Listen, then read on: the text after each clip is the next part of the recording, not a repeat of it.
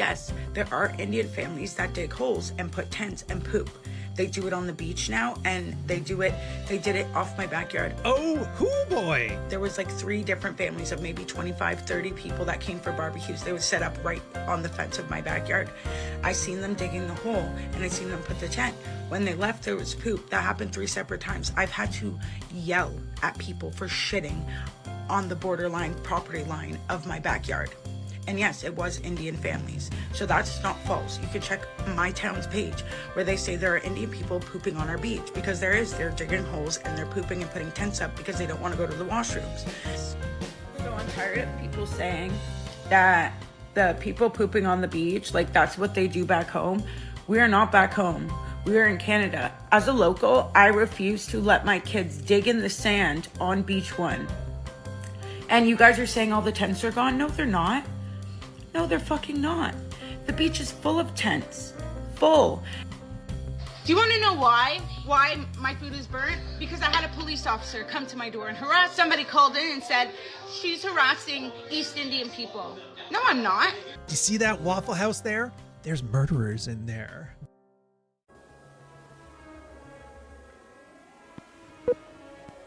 '79T 2458 Learning Corp. Little Red Riding Hood. Take 1.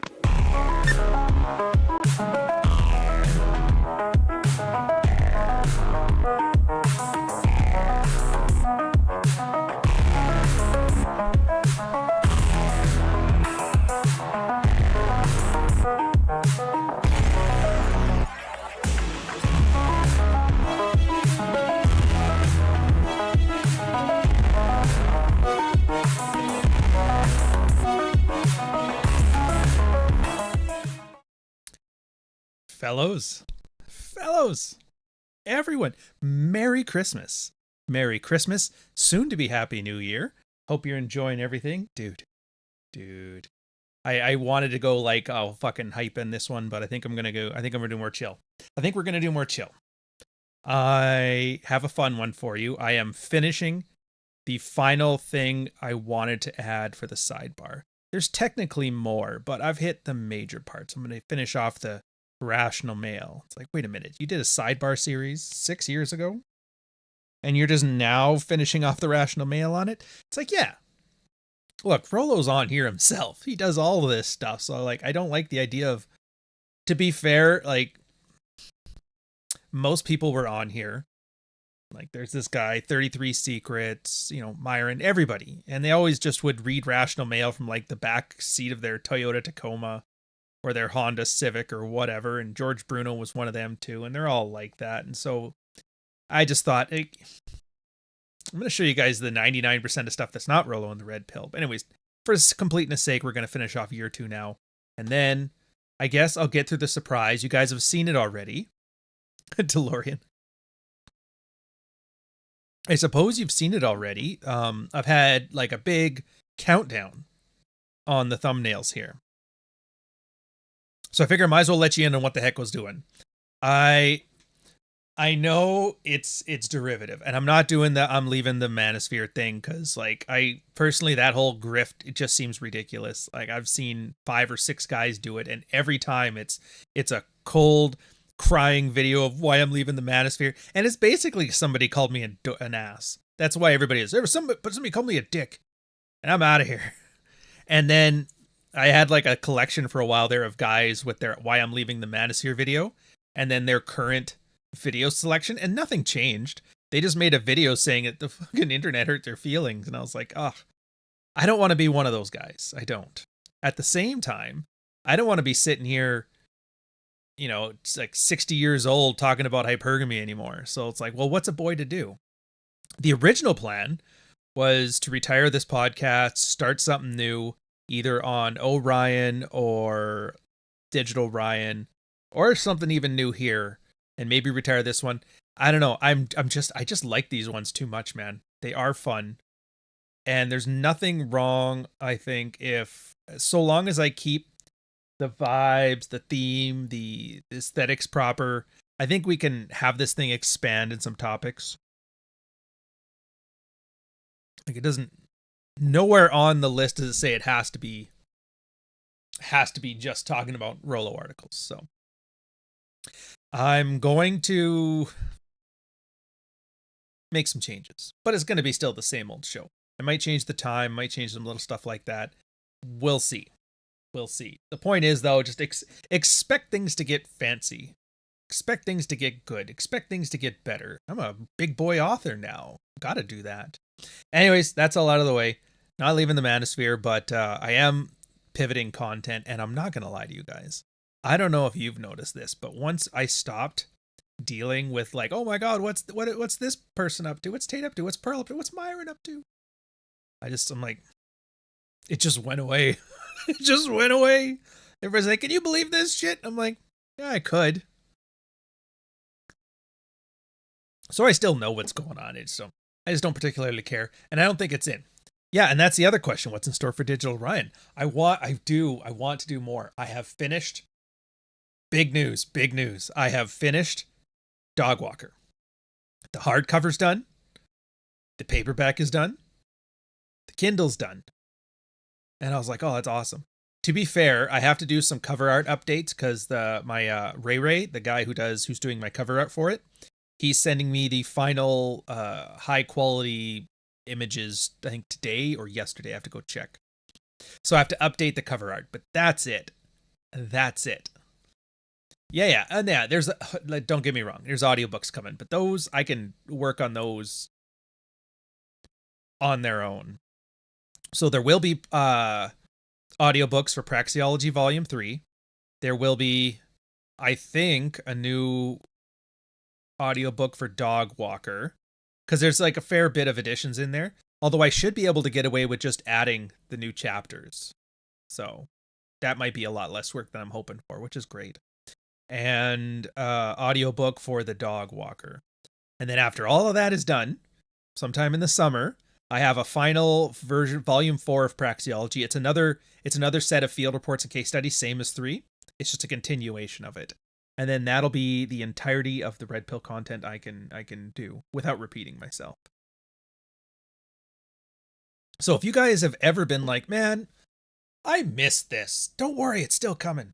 And I am in love with my book. I know, like, of course you're already supposed to be. I'm not. You don't understand. Most of the time you just hate these things. I hated every book I did when I finished it, except for this one. It's that good. It's pulp. It's literary fiction. Everybody's complaining. Men don't read books. Men are shut out of publishing now. And I'm like, well, we'll see. Excuse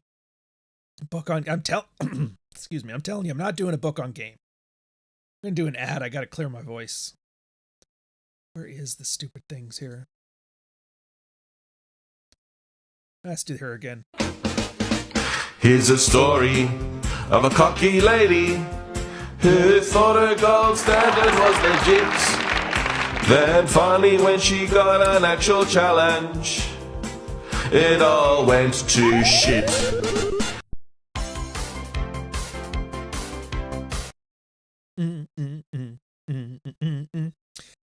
I hate Ryan's books just a little. Is that not Marty? That is Marty. Yeah, I'm like, for the gaming channel, dude, big things. Project Zomboid just came out with version 42, so I might do a couple more of those little shorts I had, which if you've watched them on the channel, there's always like Andrew Tate with the spear or Jada Pinkett Smith fights the zombies. There's like goofy little things like that, and they're kind of fun and they're entertaining and they're like a quick 10-minute little burst to you. I like those. I want to get back on to like a schedule of SMP videos. Oh, dude. I was kind of liking the format where I just do like some short stories, which ties in well too, because on my Patreon, or not my Patreon, the Substack, I'm doing a lot more. I'm doing some sailor stories. Like I've been telling you guys, the latest one I had out is I can't sleep because of CP. Yeah, the child. And it's like, it was a funny story, which was like horrifically horrific, but actually kind of funny, about how priorities changed during deployment and how one of my crewmates got caught with some bad boy DVDs. Or first trip to Oman. Our first experience with Islam was with a guy I worked with a no fat chicks shirt and a bong on his belt. That was pretty funny. So in just an effort to keep like the lighthearted like flavor of story time coming, I'm gonna do those. I'll probably splice that stuff in with the SMP stuff, or to Minecraft stuff, because it's just, I don't know. Every now and then I have a desire for just wholesome videos. I don't need to watch outrage bait, ghost story, like all that stuff. Or like, I need to learn how they make steel in Korea. It's like, maybe not today. Let's just have some fun. And then the movie channel, Way of the Gun scripts, almost finished. Dudes, I actually feel bad because like doing the research for this one, I always thought Way of the Gun was like this amazing independent film. All-star cast, amazing script, written by the guy. Like, the guy just crushes it. The guy has done every Mission Impossible film. So he's like that director. I think after De Palma's one, he's been the only guy that did those. He did Usual Suspects. Like, that guy, good guy. This movie bombed. I'm like, how does this movie bomb? It was ridiculously good. But then I realized it was just... because at the time we were watching it in pre 9/11 eyes, and I think that post 9/11 cynicism, it would have done way better. It was just a film ahead of its time. Yeah, Digital Ryan had a huge cleanup. Yeah, well, I mean, a lot of the videos just they're just gumming up the channel, so keep it cleaner. I kept all the popular ones, all the ones that people still watch, but if like nobody's watching them, I'm like, yeah, whatever. So yeah, this stuff's all so much fun. It's gonna be great. I do have to remember, by the way, because I realize if you're watching this after the fact because you want to see the sidebar stuff, you're probably like, I don't care about any of this stuff. This was 3 years ago. I came here for second year Rollo. I'm gonna make a timestamp for that so you can at least click forward and get to it. Yeah, so let's do that one. It's actually nice. I like it. I'm going to do in my own little Star Wars order, which isn't fancy. It's just I'm going to start with his most visited post and then going to move down the line. He's got game, he's got unplugging, he's got love, social conventions, the feminine imperative, and then positive masculinity. Hypergamy has its own little section too.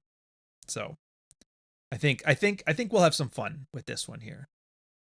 Anyways, how are you retiring this channel? I didn't save anything for the swim back. Well, all right. Originally, I was thinking, yeah, I should probably retire the channel. But then when it comes to... So if you don't know, I'm looking into, like, seriously looking into getting some advice and starting the process for moving to America. It's a long process. It turns out if you're not Southeast Asian in tech, it's a very difficult process. So... it turns out I might need this channel still, so I'm going to keep it going. The content it's not going to be as frequent on here though, which is fine. You don't need to. But every now and then as the mood strikes and as the schedule fills up, I'll still be doing stuff here, but for the most part you're going to find me on Orion, Digital Ryan, and Substack. So let's do one ad.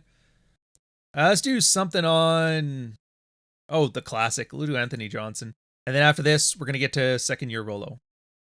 Boom, what's up fam? Got some big news to share that unfortunately is not so good, so I'm gonna jump right into it. You're gonna watch this video and you're gonna cry. At least we can laugh at your eyes as you cry looking in the corner like a little girl in the fetal position.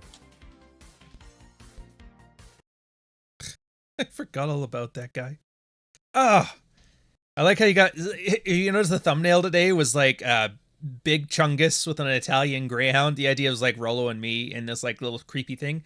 I was inspired because every now and then the dogs just like, they don't like locked doors in this house. And so they like to just come in and check on things. So every now and then you see a little shadow behind me of a little demon dog. Just marry an American chick. Yeah, my old lady would love that. And then if I got her to marry somebody and just came in as a third, the red pill guys would love that. So yeah, the marrying thing is off the table. Unless she doesn't act right. No, I'm just kidding. Where are we starting with there? Okay, Of Love and War. This one came out September 11th, 2012. The 11th year anniversary. Never forget. Forget what? Exactly. And he had one about... yeah, people defining love for themselves. It's kind of weird, and nobody has the same definition. Women don't, men don't. It actually was the inspiration for my post on container words, which... No, I am going on Rollos tomorrow, though, so I'll talk to you about that. Container words, where everybody takes a box, they write a term onto it, they fill it up with their own emotions, hopes, and dreams, they seal the box, dump it at your feet. Bam! Love. You know? Love's on the box, it's filled with everything. Girls have a completely different set of ingredients in their box than we have in our box. but they throw their box at us and expect us to be working from the same thing. Is there any wonder that we cannot communicate, that we cannot understand each other, that we make such stupid mistakes? Of course. How do you not expect it? You have a different box than me, sir.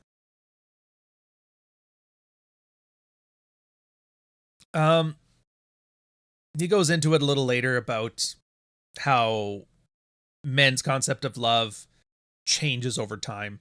And it generally switches from more like, oh, my mom loves me, like that unconditional need for love, to the more patriarchal ones, like, oh, I have a family, I love them, I'm protecting them. Sacrificial. So yeah, childlike to sacrificial is the general one there. But women are mostly, it's opportunistic. He has a couple references in there, bringing up why. And then he brings up, I actually like the quote, so I'm gonna quote it, where he brings up this guy on Jackie. Hey, does Jackie's blog still exist?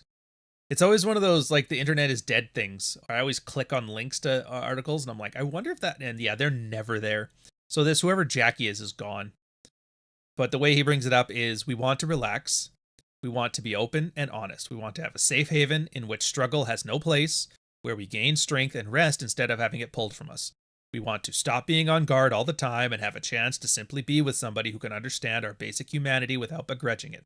Stop fighting, stop playing the game, just for a while. We want to so badly. If we do, we soon are no longer able to. Now,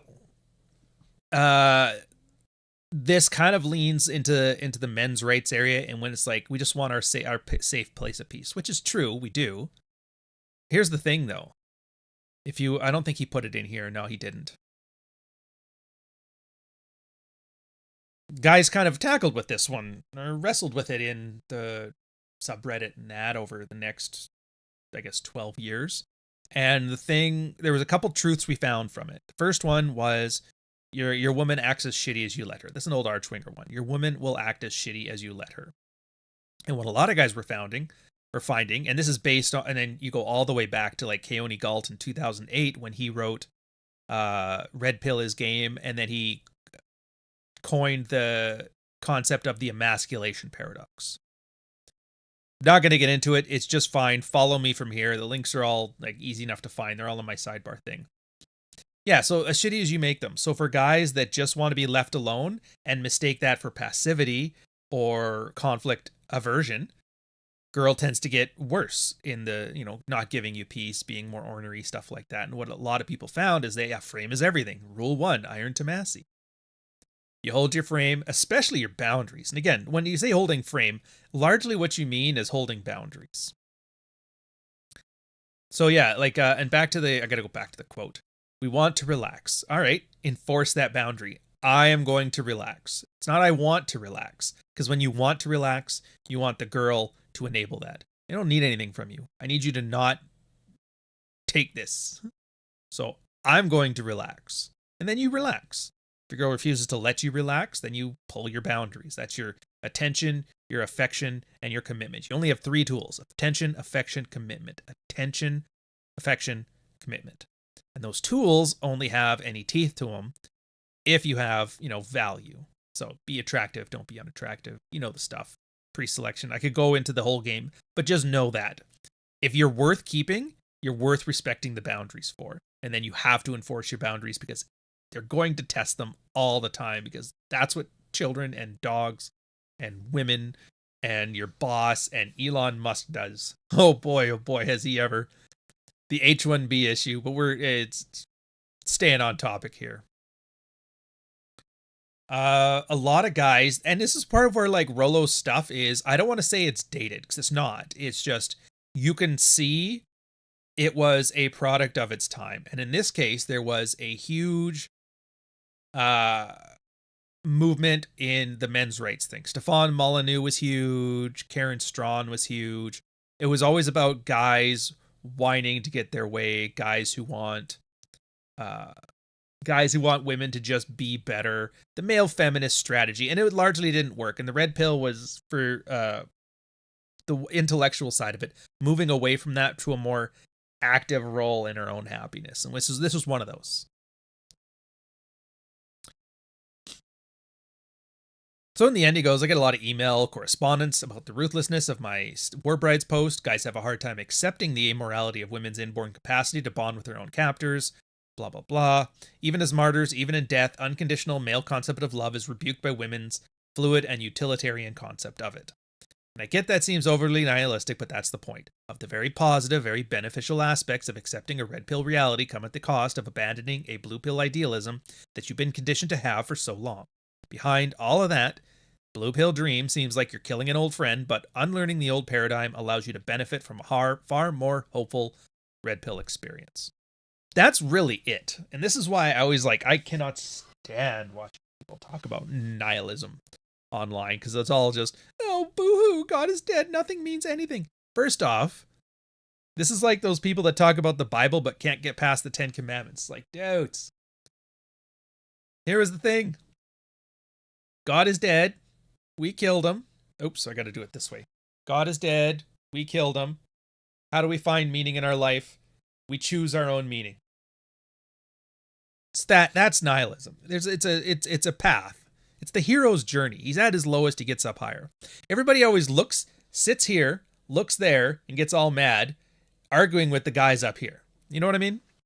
So it's just such it's an annoyance, but that's really the point when we talk about positive male identity. It's like you got to figure out what a content life means for you. You know, I want peace. Yeah, it's great if you want peace. Are you willing to enforce it? Oh, no. I just want her to do it. Well, if you're not willing to enforce it, then you're not going to get it. Well, what happens if she leaves? Well, you got peace then, didn't you? How bad do you want it? Well, what if she decides not to respect that? Well, then you leave. Well, I don't want to leave. Well, then you don't want peace. Well, that's annoying. Yeah, it's funny how priorities work, isn't it? Once you distill what you actually want, decisions become very easy. You just have to be willing to want them more than the second best thing, as opposed to trying to be wishy-washy in hopes it works itself out. Do you use AI tools? No, dude. No, for books, it's just I don't find them useful at all. They suck at writing. At best, you're going to get a BuzzFeed article editor. They suck at audio. They have no proper inflection. It's just it's great. I use the tools on my videos sometimes as for fun, like the LaFontaine voice on movie stuff, but it's just Anyways.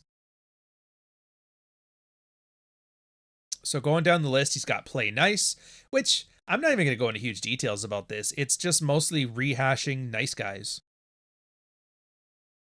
Ladies, stop complaining about the sheep when you're looking for a wolf. That's it. He's essentially telling women, it's like, you guys keep saying you want nice men, but nice men are the feminist allies. They're the manipulative ones. The ones who aren't nice, and it's not even that women think that, some men aren't nice. It's just they weren't nice to them at the time. And sometimes there's perfectly good reasons. Like, you had no chance of landing that guy as a husband, lady. I can't believe he slept with me and then left. I can. Do you really think he was there to settle down with you? Like, you knew. You knew.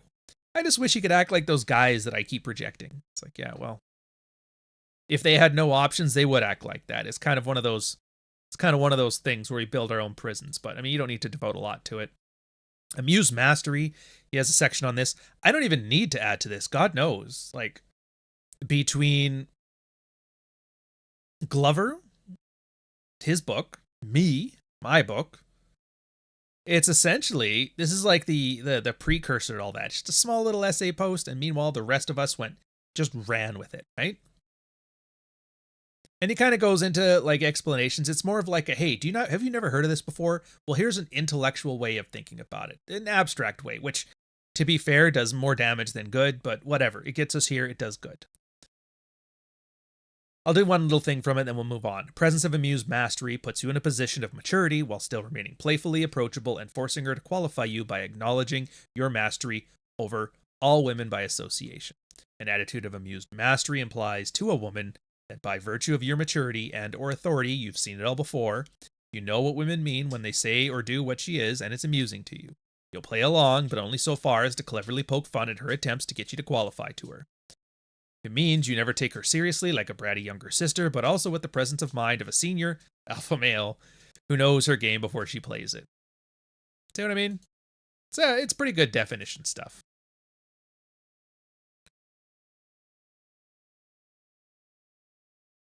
So moving on from there, he's got your friend menstruation. And again, I don't have to go into this one too much, but it's just mostly about the hidden estrus phase, or you know what I mean, like the phase, the cycles women have. A lot of animals have very open signals, like, you know, when a mare is in heat, other horses can smell it, they go crazy. When the dogs, dude, I think you can always tell when there's a stupid dog owner. I've seen this a few times where you go to the dog park and then some lady brings her dog. It's always some girl. Guys are not stupid. We're like, no. Oh, she's in heat. It's like, why is your dog in a diaper? Oh, she's in heat right now. And then all of a sudden, everybody's dog starts just acting the fool. And you're like, time to go. Somebody's going to start a fight. But humans don't have that. We have a hidden estrus cycle. And it's one of those very unflattering things that people do not want to see. And it's that a woman's hidden estrus cycle is actually for her benefit at the detriment of men's benefit. It allows her to conceal infidelity. It allows her to secure more commitment from a guy. Like, she can be off her cycle when she's not. And guys normally, like, instinctively, we wouldn't want to sleep with a girl if she's not ovulating, if she had open ovulation. But because you just don't know, it's actually a solid male strategy. We've kind of evolved for constantly needing it. So like that male sex drive, the one where we have to think about it all the time and all that stuff, that largely came from like a hidden estrus cycle. And so you got a lot of this is not a popular thing to talk about. Girls do not want to hear it. Guys do not want to hear it. Christians don't want to hear it. For some reason, evolutionary biologists don't want to hear it, which is like, it's your studies, you stupid man. Whatever. This is one of those ones, Rollo and I, we get like, I don't want to say heated in arguments of it, but we definitely have some divergence in opinion over this part of it, which is whether women want the dual mating strategy. In other words, keep the provider at home and then go get knocked up by the lover, or the moving out to move up. Girls just, you know, and I'm of the later one, because like Claire talks about it in Practical Female Psychology. It's great. He calls it the betification process. Now, don't take this stuff too seriously. It's not, kind of think of it as an instinctual drive, but it's going to have a ton of variability in it. But keeping it in the back of your head helps you make better decisions. The idea is a girl qualifies herself to a guy that she wants to get. Then once she gets commitment from him, forces him to open up and be vulnerable, basically to tap in his whole sacrificial, unconditional love things. Then put him to work, and that's the stage where a girl gets everything she wants out of a relationship. She's generally the happiest. And then I might get the names a little wrong on these ones here. Can't remember the name of the phase, but it's where nothing's ever good enough, and she's starting to get angry and irritable, and things that used to be great are now not so great. And the idea is it creates an emotional separation. So that way, during the next phase, self-determination, a girl can leave, go get a new man, and, you know, it's like how War Brides plays out. And I've seen it play out with other people. I find that to be far more replicated in the wild than the whole idea of like, I'm just going to get, you know, Steve Harvey to hang out and pay the bills, and I'm going to go get knocked up by his bus driver, you know? But again, it's one of those fun little things where Rollo and I don't agree, and it's really about... And I like those because it's the same as like when you find out Jack 10 at the end of the Mids Watch was an idiot, and we're all an idiot. It's like, you guys need to understand, like, this is not settled science. This is not like quintessential truths. You need to apply your brain, because for all we know, this could be all bullshit. You have to jive it with your own personal experience. Otherwise, you're just wasting your time. You know? How did I miss the beginning? I don't know, sir. It's not like I haven't been doing this every week for 6 years. What do we got next? Friends like these. Oh, yeah. So the friends like these, it's just kind of the let's just be friends conversation when, you know, you're breaking up with a girl, or most likely she's breaking up with you, and it's like, I still want to be your friend, and you go, okay. And you think about that. You're like, oh, it's a friend. Now we can work up from there. And that's more of that blue pill idealism. If I could be friends, then we could be more than friends. Not realizing the reason that she wants to be friends afterwards is mostly a pacification measure. So I'm not saying guys are like this, but the caveman brain in us, a girl is like, if I dump this guy because I want to go sleep with somebody else, he's going to hit me on the head with a rock. So I am going to say what I have to say to make him okay with me going to sleep with caveman number 2. So that's the let's just be friends. Pacification measure. She doesn't want to feel bad because feeling bad is dangerous. And then Rollo ends it off with, yeah, here's the thing, man. You get the let's just be friends, just go dark. Go be dark. No closure. F it. Kind of ties in too with, I think it's around the same time. Royce, Chateau Artiste, had an article, How to Win Back Your Ex-Girlfriend. And what he mentioned was about once you start seeing the signs that she's looking to trade up, dump her on the spot, because then she wants to be the one that dumps you, so she'll come crawling back. And it's a fun read. It's funny. It's like one of his first ones on there. So moving on from there, Promise Keepers. Oh, actually, you know what? Put a pin in this one. I want to come back to it. I want to do this one after because it's actually ties into my work. Anyways, he has one of his ones that's one of the main sidebar essays that you're meant to read, Men in Love. And he answers a blog post from Dalrock. Can men not tell when a woman doesn't love them? Ronaldo's like, no, they can't. Because we want to believe that we can be happy, sexually satisfied, and appreciated, and loved, and respected for a woman for who we are, inside. We're the real romantics. It's also where he references Iron Rule number 6. Men or women are incapable of loving a man in the way that a man expects to be loved. So we want unconditional love. We want a girl to love us for us and not just what we do. And again, that's not how it works. And that's why, because we fundamentally have a misunderstanding of what like the concept of love even is, that we see what we want to see and we don't see what's right in front of us. And the purpose of this is mostly just like, stop lying to yourself, Stop lying to yourself. Balancing sexual pluralism. Which one was this one? I don't even remember this one. Give me 2 seconds. High school stuff, short terms, long terms. Oh, yeah. It was mostly the difference between short term and long term prospects for men. K&R selection stuff. Navy Blue, you missed it? Go watch the final episodes of Mids Watch. You can see for yourself, sir. What was I going? Oh, yeah. So there's short-term mating prospects. The hot guy at the Cancun foam party, as Rollo likes to always say, or the guy who's fun to mess around with. But then, you reach the wall, the epiphany phase. You want a more stable man. You want a provider. You want a father-type figure. And all it is, like, women generally want both. They want the guy who's super hot and super fun and very, dearth of alpha characteristics, right? But they also want the stability, the security, the commitment, the beta qualities. The difference is when a girl is young, she primarily wants alpha ones and she, secondary consideration to beta ones. When a girl hits her late 20s to early 40s, it's the flip side where she generally wants the provider qualities and deprioritizes the alpha ones. And then after her 40s, it tends to revert the other way, cougars and stuff like that. So this is more so just to make you aware. Like, yeah, these things change over time. They're both there. The only difference is which one is getting prioritized based on the life phase of the woman. Oh, interesting. Yeah, isn't it?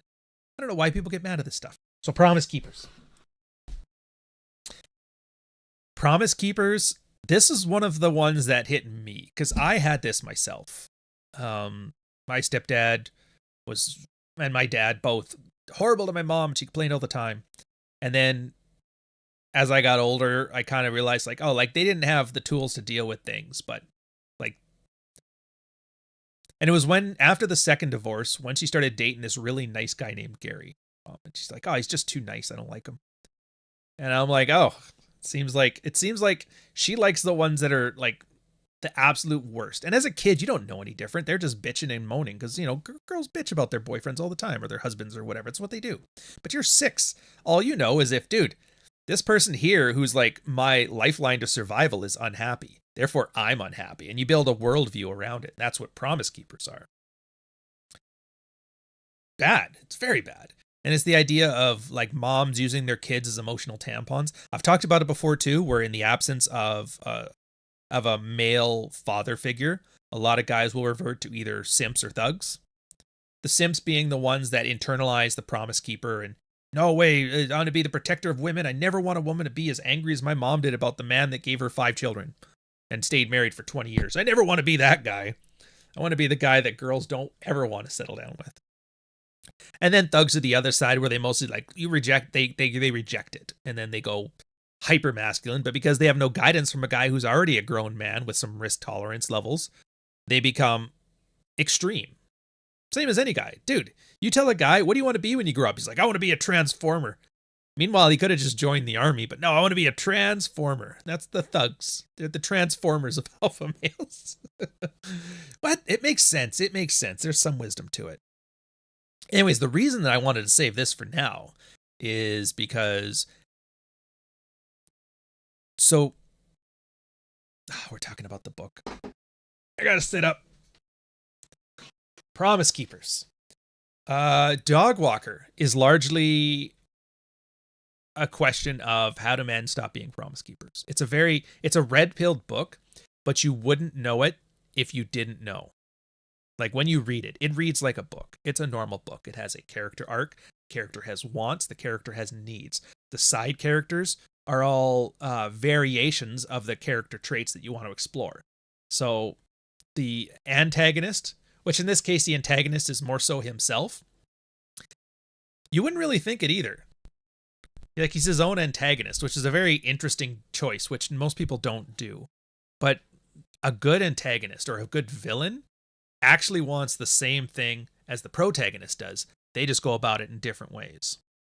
And that's largely here, the antagonist and protagonist going towards this. How do I live a good life? You know? And the Promise Keeper side wants to do it the one way, and the antagonist wants to do it the red-pilled way. And in the end, there's kind of like I don't know, it's great. You'll love it. And that's the reason I brought it up, because I'm like, this is great because there's so many great red pill concepts that make for such a compelling character, you know? Like, yeah, so you'll see, and here's the one thing I task you guys to do when it's coming out in Valentine's, by the way. Valentine's Day, the hardcover, the paperback, and the Kindle. Audiobook will be afterwards. Task you guys with this. As you're reading it, try to find the red pill concepts. They're subtle. You actually have to pay attention, but they're in there. They're in there. I think it's just great, too, because like you see a lot of the dialogue happening right now when it comes to literature and publications and that. So everybody's like, oh, they've shut men out of publishing, which is true. Penguin House is literally, their headquarters is like down the street from me. And there's no men there. I can't even get in the building. You have, and guys, every guy I've talked to that's gotten published, I think Ed Lattimore is the only guy I know of who actually got a publishing house to publish a book.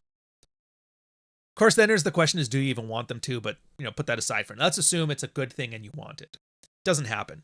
There's been publishers coming on here and it's like, oh yeah, we don't discriminate. And then you look at their client list, nothing but like women.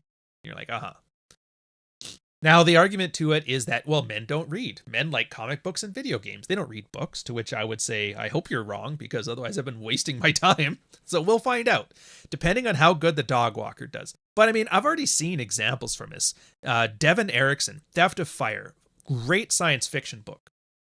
Like, he understood science fiction. Everybody thinks, oh, it's because he did hard science, right? Hard science fiction. He explains the thing and this and that, and there's like technical things. Like, no, he gets it because science fiction is not a genre. Science fiction is a setting. And I think he understands that. Even though he says he doesn't, he understands that. Because if you read it, it's largely a story about character. It's a character-driven story. And that's what we want to see. We want to see people evolve. We want to see people overcome things. We'll probably talk to Rollo tomorrow about this too. We'll probably talk about this because we had some like discussions about why chicks can't write. We might expand on that, but we got some more stuff to talk about too on it. But it's like 4 hours, so whatever. Yeah, and you read about it, and it's really a guy who got his father killed and has some inadequacies about that, trying to overcome it. meeting women in his life, like, I guess falling in love is the way to put it. A fatherly love for one, a husband love for the other. And then, like, how do you, I don't want to say procreate, but how do you, like, leave a legacy? How do you pass on your legacy onto the next generation kind of stuff? It's like very character driven, and he hides it all behind a lot of spaceships. And I was like, that's really good. Delicious Tacos, another great example. He does it a lot lighter, but it's just so much fun to read. Like, and now for some good news. I'd say it's one of the all-time greats. I really do love it. It's like, as far as pulp books go, like just the start alone. The guy's sitting there, he's trying to hit on the Debbie from The Office, and then the apocalypse happens. He has to beat his boss to death with a fire extinguisher. 3 days later, he sees rape gangs running through the things. It's just great. And they both have done well. I plan on joining like that echelon of books. So that's very high of you. Well, yeah, but it is good. It's just, and the best part is it's different. Like, I would hate if I would just be like a bargain bin Delicious Tacos. I would hate if it's just I'm a Devin Erickson Theft of Fire 2.0. It's its own thing. On par, but it's its own thing. So I think it's going to be absolutely great. But yeah, Promise Keepers. Sometimes you can just take a simple thing like this and expand it to be an entire story, an entire character. And by exploring your own life in this stuff, you kind of make your own story in your life, which is great. So Null, €10 super chat. I finally got to your book frame. I was thinking there was nothing for me there. I was wrong and presently surprised. You're good. Well, thank you very much, sir. I can't believe you've been here for this many years. Not once have you read Frame yet. That's my most popular book, actually. It's my gold standard with how I want a first week release to go on a book. It was just awesome. Did like 1,000 copies its first month, I think it was. And most of it was on like day one, which was just awesome. It's great. It's like a lot of the Red Pill stuff, the idea of frame and the concept of frame. The other advantage of it too is it was also the most simple, the most universally applicable, and the easiest to understand. Dread was a much different beast, and it's got less appeal, limited appeal. So yeah, but yeah, I knew you would like it, but I'm glad you liked it. Because to be fair, that's I think a big reason why I don't like my books when I'm done with them is because the nonfiction, it's not as fun. It's informative, and being how I know the subject matter so well, it makes it hard for me to enjoy it during the slog. I think that's the issue here, which is also why I like the other one. Because it's fiction. I can still read it. Dude, I couldn't sleep last week. I tried reading Neuromancer. I tried reading Hyperion. I'm like, I can't stand this shit. And I just put on my book, and I'm like, I read it, and I was like, it's like I've never read this book before. It was actually enjoyable. And I'm like, oh, that's good. That's all you can hope for. But it's good. Frame, awesome. In fact, we'll do an ad for it here. We'll get back to year 2 stuff. I've transformed. I'm charming. I'm good looking and in shape, but bored. I need something to do next. Another challenge to conquer. Please give it to me. Where did I leave off? Promise Keepers, Men in Love, Sexual Pluralism. There we go. So the next one is social conventions.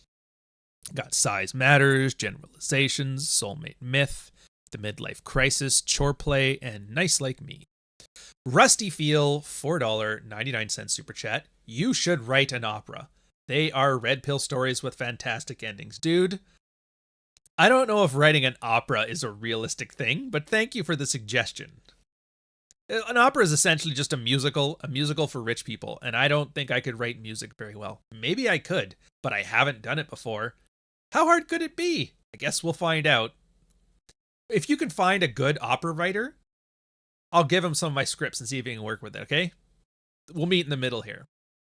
Sam Whiskey, $4.99 super chat. He's snarky as F and blocks people. Somebody find out where he got that shirt for me. Actually, you know what? I think I got this one in Tsawwassen, which, if you guys don't know, that's where the ferry terminals are in Vancouver and Victoria. Tsawwassen and Horseshoe Bay. It was one of those two. Taking the ferry. It was just sitting in a random, like, boutique secondhand store, and I was like, give me that one. I sure want that. It's like $100 for a used one. I'm like, yeah, I'll write it off. It's a business expense. It's for work, ain't it? Damn straight. Back to topics. So Size Matters. I always like the photo. It's just the redhead with a giant wrench in her hand. Is there two? I want to see if there's a quote I want to steal in this one first.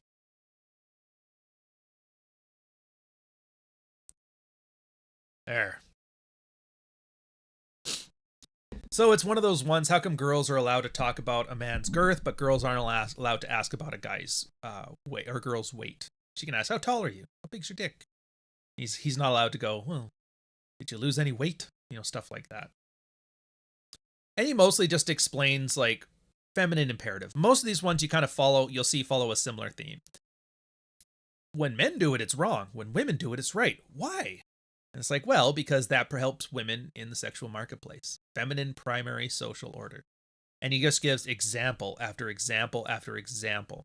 Once you get past year 2, it's like predominantly examples, which is why once you've gone through year 1 and year 2, it loses some utility once you understand it, but some people need that reinforcement. So that's the value of that one moving forward.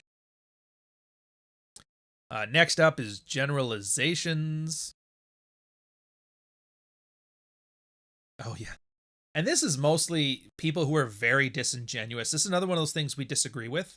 Rollo likes when people argue about this stuff online or, you know, in emails or letters or in conventions or whatever.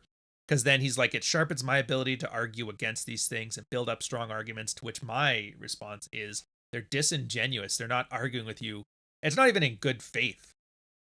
They're using language like a woman. They're using womanese. I think was it Plato? Can't remember, but they always said there's only 2 arguments. Arguments for action and arguments for inaction. Every anti-red-pilled, anti-Rollo argument I've ever heard has always been an argument for inaction. Rollo will state some very bland fact about female sexuality. It's usually not up for debate. There's scientific consensus as much as that counts. It's replicatable. You can see it in your own life. Like, you know, trust me or your lying eyes. And then somebody will start arguing, and then they'll bring up like the most random stuff. If they're really good at it, they'll bring up some thought-provoking. Well, maybe he has a point. Yeah, he might have a point, but it doesn't reflect the on-the-ground reality. So why am I addressing it? Yeah, that's great. Let's discuss this rabbit hole you put me on. And you've seen the last 6 years of red pill content is mostly just people bitching and arguing with like absolute disingenuous tards. So it's like, yeah, I just treat it as like, are you doing this because you want to argue to find out a better reflection of reality? Or are you doing it because you want to derail the conversation? As soon as it's a derailing thing, it's like, nope, out. But it's here if you want it. I see the super chats. I'll get to those in a second. Let me just finish through these. The next is the soulmate myth, which is more of a rehash of war brides. Guys think there's one soulmate out for them everywhere.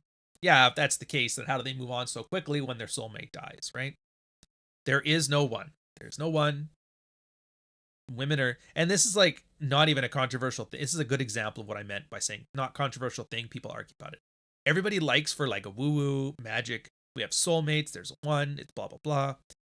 Then next thing you know, they'll look at like, oh, the science says this. And you'll look at like an IQ chart, for example, and where it shows men have a shallow and wide IQ on the bell curve, and women have a narrow and tall one. What does that mean? More women are average than men. And then more men are extreme than women, but less men are average than women.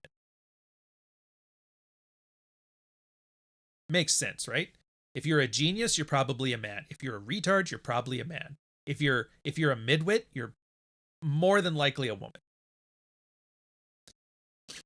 And that's when you track everything between men and women. Women are the stabilizing force in genetics. Men are are God's experiments. Men are God's experiments. It's the bell curve stuff. And so you apply it to the soulmate thing. So how come this one's my soulmate, but women are more often than not, and divorced guys find this very quickly. I don't get it. She was the love of my life, and then she left, and then I found another one that was like even better. It's like, yeah. That's it. It's because you have a romantic idealization of love. The soulmate stuff, for the most part, I think he drags on about how religion is a big source of that, which is not good. Read it yourself. Midlife crisis. I love this one. I'm actually surprised. I thought this was year 1 until I went back in here and found it on year 2. Midlife crisis is a great example of taking, remember his old SMV chart where girls at 18, their peak, and then they drop off and hit the wall at 30 or whatever, and guys aren't at the top of theirs until like 35, and then it slowly tapers off till 60. You know that chart? Everybody loves that chart. Everybody knows that chart. The SMV chart. Well, how does that chart reflect in my life? Well, here's how it reflects the midlife crisis. What's the midlife crisis? Well, everybody always assumes it's when a guy just randomly, for no reason at all, goes absolutely insane. I'm going to go buy a Ferrari or a Lamborghini or a Corvette. I guess for 80s guys, I'm going to buy a Corvette. Does Corvette even exist anymore? Am I dating myself with this reference? No, they're still Corvettes. They've changed. You can't recognize it, but they're still there. I'm going to buy myself that gay Jaguar. And they get their hair plugs put in. They get testosterone TRT therapy. And everybody's like, oh, they're trying to be a man child again. American Beauty movie, great example where they did that, where all of a sudden Spacey just decides like, I don't want to work here anymore. And he decides to fuck around all day and buys himself a Trans Am and works on a garage. And it's been treated like it's some kind of mental defect, a disability, an irrational thing. It's like menopause for men. It's not that. It's not that. Here's what it is, guys. It's just, as a guy, you've worked your whole life to build up, sexual value, financial value, physical security, build a family. You finally, for the first time in your life, you've peaked. You are above, in average, guys are above the value of women. It's never happened to guy's fourth, and now he's finally mature enough to take advantage of it. So what does the guy do? I'm at the top of my game. What's the guy at the top of his game do? He does top of the game activities. And what do women see? They see, that's how I acted when I was 22. He's acting like a 22-year-old. It's like, no, he's acting like a 35-year-old man. He's acting like a 40-year-old man. It's not a midlife crisis. It's just you're watching peak man. And because women don't like the idea of a man knowing his worth, that's a concept from year one, they have to villainize it. They have to pathologize it. They have to make it look like a fucking mental disorder. It's like, yeah. It's amazing. Once a guy earns more money than he has in his life, and he has the most stability he's ever had in his life, and he's got like a clear head about him, and he's not constantly thinking about poon, and his big head takes over the little head, that all of a sudden now he wants to enjoy his life. What a fucking insane... Yeah, exactly, right? So that's why they call it a midlife crisis. It's more so it's a crisis for girls. Because like, oh, dude. Like the security thing taps in. And as a girl too, if you realize, back to that old chart about the estrous cycle stuff, like this is women at the wall, at the epiphany phase. This is when they're most wanting of security and stability. So it's in their vested interest to encourage the midlife crisis one to kind of shame the guy back on the plantation. You get it. Now, obviously, this is hyperbolic. In real life, people aren't nearly this Machiavellian about it. Some are, but most aren't. But they are a little bit. So if you understand the concept when I'm beating it across your head with a 2x4, you'll be all right when your girl comes over there with with just a normal stick. Chore play, that's the other one. I mean, what's more to say on chore play? It's always dangling pussy as like, oh, hey, if you did more chores around the house, I might give you some. And a guy thinking, oh, that's great. Do chores, get pussy. It's like almost like a prostitute. Hey, man, chores are on the nightstand. Grab them on your way out. But then the problem is they never follow through because a girl actually this is how like women talk. It's a thing where they don't lie to you, because that would be easy. You can see when a girl's lying to you. Oh, I know when she's lying to me. She does these tells. Girl lies to herself. And by lying to herself, when she's talking to you, she's not lying. So you don't see anything. So you have to trust your own self. You can't trust her because she believes it 100%. So of course yeah, she seems sincere about this. So she believes, you know what? It is because I'm too tired and the lawn needs to be mowed, and maybe after that, the dishes are done, I'll feel better and we'll have sex. I think it works great. And then you do it and she realizes like it didn't change anything. And so they make up an excuse. I know a lot of guys have reported back in field reports where like, she'll put a bunch of hoops for him to dance in front, do the chores here, do the chores there, do this, do that. And the guy will do them. She's like, yeah, it makes her happy. She makes me happy. It's a great deal. It's definitely not a covert contract. And then the girl realizes, like, I still don't feel like I want to sleep with him. And so they'll have a fight. She'll make up a fight. And it's like, oh, I was going to. But then you just hurt you insulted me so bad. I'm out of the mood. And they always like, it's always some little goofy shit like that goes on. And it makes guys very frustrated. And that's a lot of the ways guys end up here. Because this results over a long enough period of time, it results in a couple things. One, some guys will drown themselves in porn and video games and drugs, prostitutes, like stuff like that. They basically soothe themselves off of drugs. And that's why, and then you get the whole thing. Then women complain. It's like, oh, guys are so addicted to porn. It's like, when was the last time you slept with your man? I haven't. Like, oh, I think I've nailed his addiction problems. This man's addicted to eating McDonald's. When was the last time you cooked? I don't cook. What? What? Now, of course, people take the wrong message from this. They take this lesson as like, well, then I could just yell at women, fuck your man more, and that'll fix everything. It doesn't, because it's like if they're not feeling attracted, they don't do it. It's just to let you know. These chores are not going to get you laid. Well, why do I want to do them? Well, that's a good question. Why do you want to do them? Well, I don't. Then don't. Well, then she'll leave me. Over chores? I don't think that's a relationship if that's the case. How about this? And this is where, like, in Dread, we kind of bring it up. Scorched earth. Fine. If you did more dishes, we sleep together. What would your dishes look like if your woman wasn't there? If she was dead. If she was dead and she was gone and she died in a horrible train accident and you had 90 days to grieve her and now you're living by yourself with your family, how would those dishes look? Well, they'd look like, they'd be clean enough, but every now and again they'd let them slide. It's whatever. Well, then let them look like that. What? That's the chores? Holy geez, Sam Botta in the chat. It's good to see you, sir. Yeah, that's the chores. What about the lawn? Would you mow it every week religiously? Oh, yeah, absolutely I would. I love my lawn. Well, then go do that. Well, yeah, but what if she doesn't sleep with me? You're not worried about that yet. This is a completely separate activity. This is you living a life to the standards and the schedule to which you want to live it. That's it. Well, she doesn't like when I do the dishes this way. Well, then she can change it after the fact. You're doing them your way, and then when they're done, if you want them different, you can do it yourself. Well, that sounds horrible. Does it, though? Does it?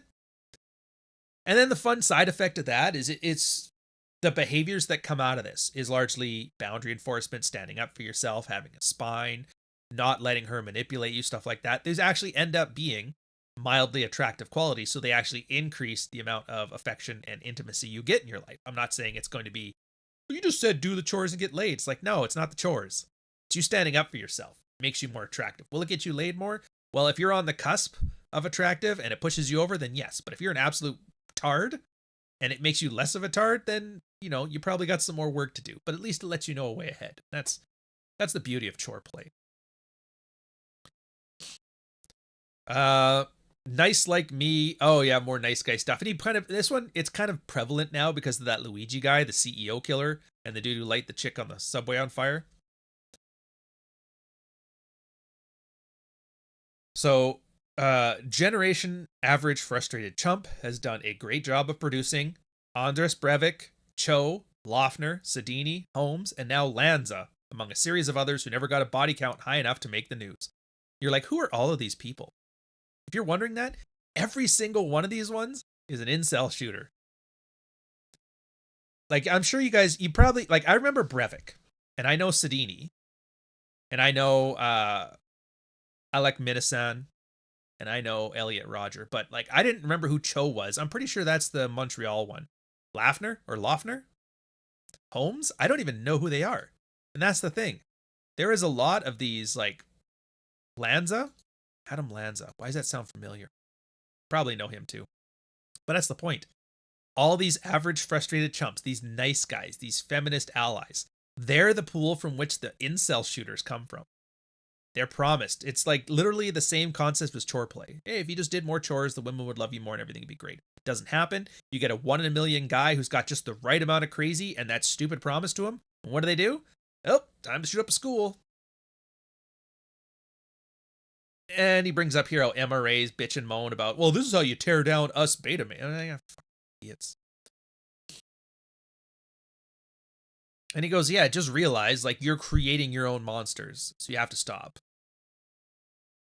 All right, so we're done with social connections. We're going to do feminine imperative, but I'm going to get super chats first. I will get caught up. I see you guys all here. First is Sam Whiskey, $4.99 super chat. It'd be funny if this whole time I didn't realize to check if the, okay, good. I was like, what if the mic is muted this whole time? And you guys are just here for support. Now we're good. Oh no, I did that one. You box people, find out where his heart is. It's Dark Knight Dev. Got to take a break.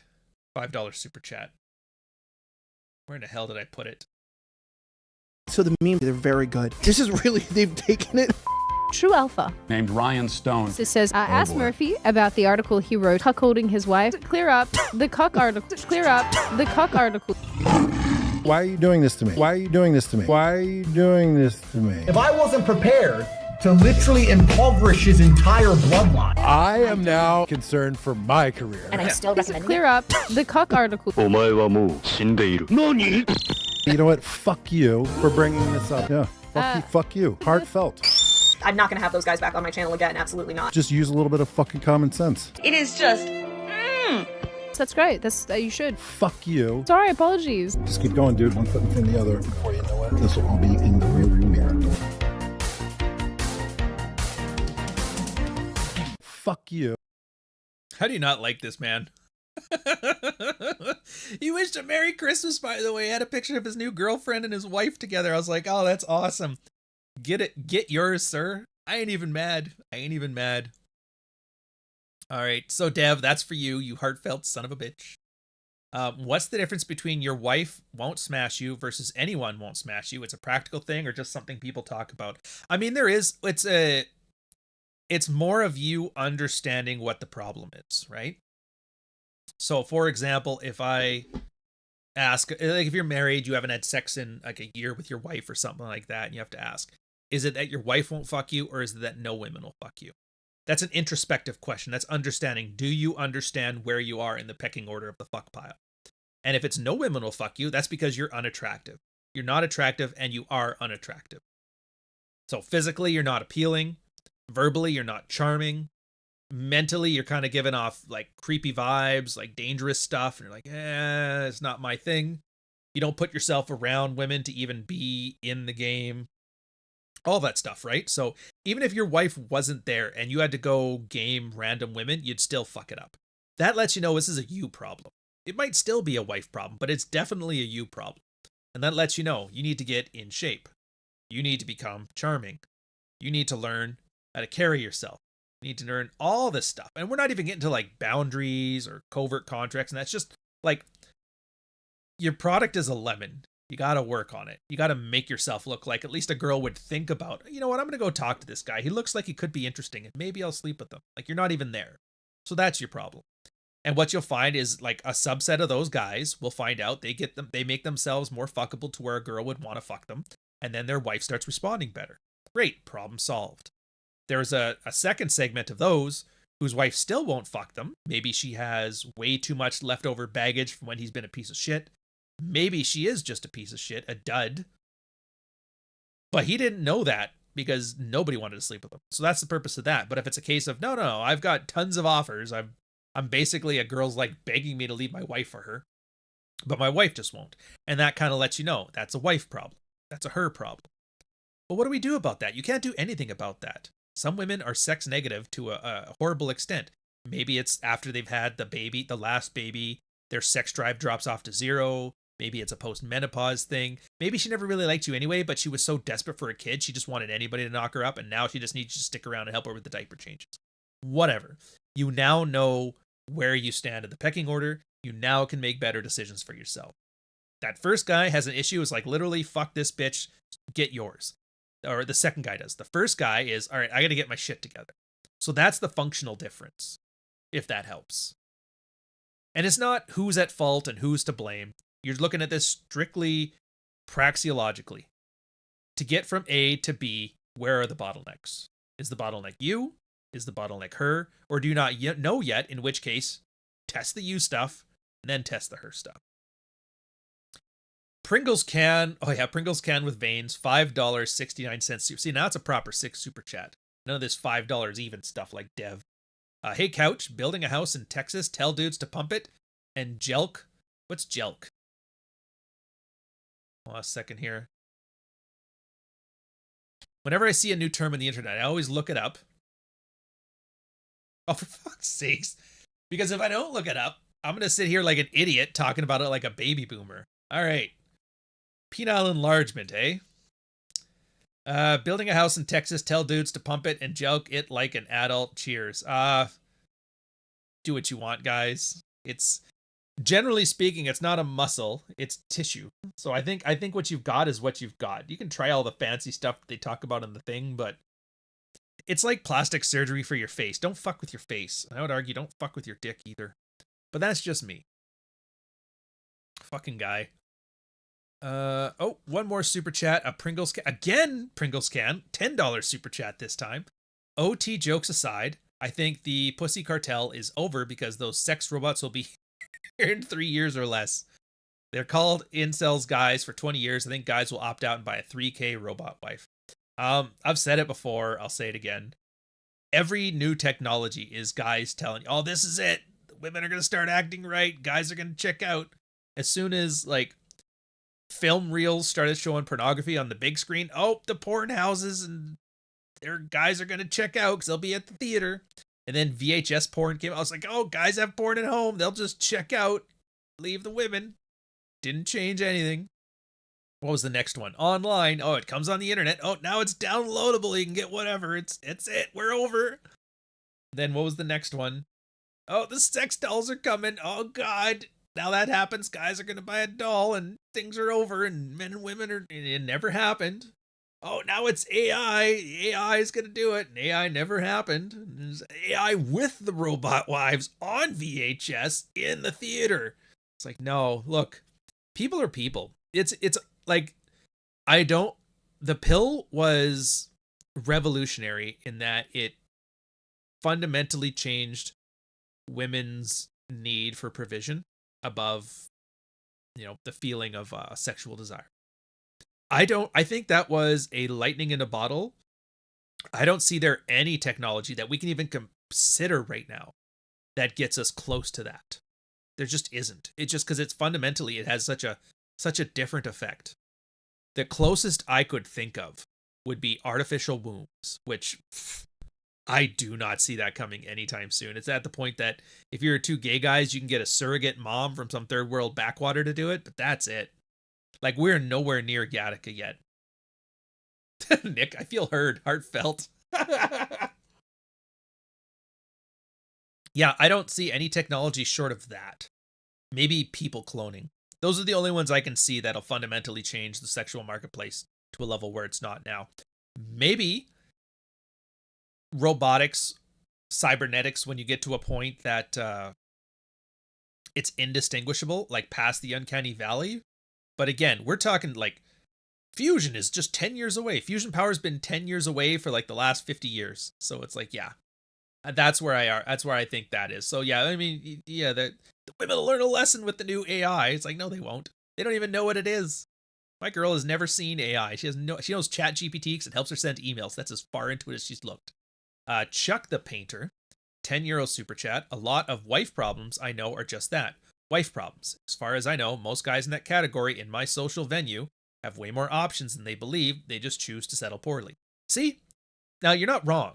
Absolutely not wrong. But a big problem is the guy doesn't know that. If he doesn't know that, then that's things you have to address. Is it that wife won't fuck you, or is it that no women will fuck you? In this case, it's that the wife won't fuck him. But why is that? And that's promise keepers, the male ideation of love. There's like 800 reasons, and that's why there's like 50 articles in Rational Male. Because you don't know which one it's going to be. So you have to kind of go through the list. What is it you've done? What is it you've not done? What have you tried? Guys kind of, and then you have to, for a lot of guys, they have to demolish their entire worldview, which is an identity thing. Narcissistic injury. You're purposefully giving yourself a narcissistic injury in order to create a better male identity for yourself that works out in your favor. It's not pretty. And that's why you don't red pill your friends. In the same way that, like, when I get George Bruno on one of his fucking rants, like, that's what red pilling one of your friends looks like, except for it's a guy in your own life who gets you fired from your jobs. Just don't do it. Rusty Fuel, $1.99 super chat. When they make the robot wife that does N-Tang. Yes. Chuck the Painter, some guys are just really dense. They're purposefully dense. I agree. But again, that's kind of how you have to get there. You have to get there in which Socratic method. What's the matter? Is it that your wife won't fuck you, or is that nobody won't fuck you? And sometimes that could be the first step for a guy understanding. dude, I just realized 5 girls are throwing themselves at me and my wife refuses to even look me in the eye. It's like, interesting. Keep going. But anyways, carrying on, feminine imperative, men in the garage. This one, I like this one. We've had it a lot. It's the man cave one. The idea of women like the idea of control. Because women are neurotic. And a way to stave off neuroticism is through control. That's why Karens exist. Karens are very neurotic women. And their idea of like knittering and nagging and trying to control the environment around them is their way to feel better.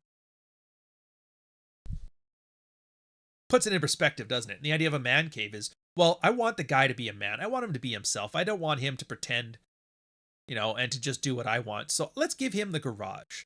They basically, here, go be man over here. Go sit in the corner. And it's the idea of like putting a man in like a self-imposed prison. It's like, yeah, you can be a man, but just here. Anyways, you kind of know these ones by now. So just be aware. It's like, yeah, no, she was fine with you buying the house, but giving you just a garage, like, come on, sir. The house is your house. Start establishing some boundaries. Again, boundaries. Oh, doesn't nag. That makes more sense. Next one, sanitizing the imperative. I think the comic kind of sums it up too, where it's one from Kathy Thorne, where the girl's talking to a guy over dinner. I will absolutely take your feelings into consideration, and then thinking to herself, before I do what I want anyway. And that's just, it shows you the manipulative nature of communication. Oh, we need to talk about this more. We need to communicate. Yeah, you want to make the guy feel heard. You want to make the guy feel validated, and then just do what you want anyway, thinking that. And this is ultimately an argument for understanding what is it you want outside of the need of validation. I always talk about the magic wand. Jack has an article on his Substack. Go give it a read. Where wave a magic wand, what happens? Assuming you can't change anybody. Like you can't make your wife do anything. You can't make your boss do anything. But knowing that, wave a magic wand, what is it you're trying to achieve? And then you'll find a lot of guys, they don't have an answer for that. So yeah, it's once you take validation-seeking behavior out of the equation, you can focus on what you really want. And then this need for communication just goes away. It's like, oh, I don't need to talk to you about my feelings. I don't need to feel heard. I don't want to have my feelings taken into consideration. I am not going to live in a man cave in the garage. That's just it. And these don't have to be giant proclamations. Sometimes just as simple, it's like, no, we're not doing that. Same thing here. Next is the crying game. It expands on it, but it's just women cry because it gets them their way. It's one of the 5 ways of manipulation. There's anger, there's crying, anger, wounding, ego, frame shifting. I don't know why I made the fucking list. You think I'd remember it off the top of my head? Yeah, anger. If I get angry at him, he'll back down and get my way. Bam. Ego. If I tell him he's a big, strong man, he's the greatest guy ever, and I think how wonderful he is. Or if I suck his dick, I'll get my way. Manipulative. Absolutely. There's playing wounded. Oh, I'm such a victim. Blah, blah, blah. Guys, their inner protective instinct, I can fix them. Crying. Sadness. She cries and you feel bad and you do what she wants. And then frame shifting. Just bedazzle him with words. Talk, communicate. Hypnotize him with the hypnotic power of language, as David Clare puts it. And then you'd be like, what the hell did I just agree to? You realize, yeah, you just got hoodwinked.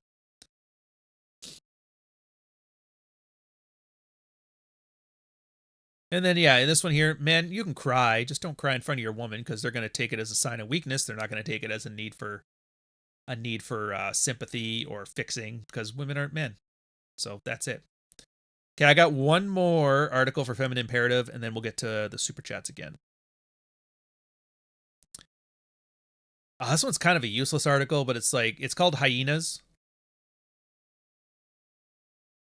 And it's mostly just him addressing one of those disingenuous arguments I talk about, the alpha female, the idea that women who are high testosterone, high earners, they're just like alpha males, but they're women. And it's like, no, because men don't want to fuck businessmen with tits.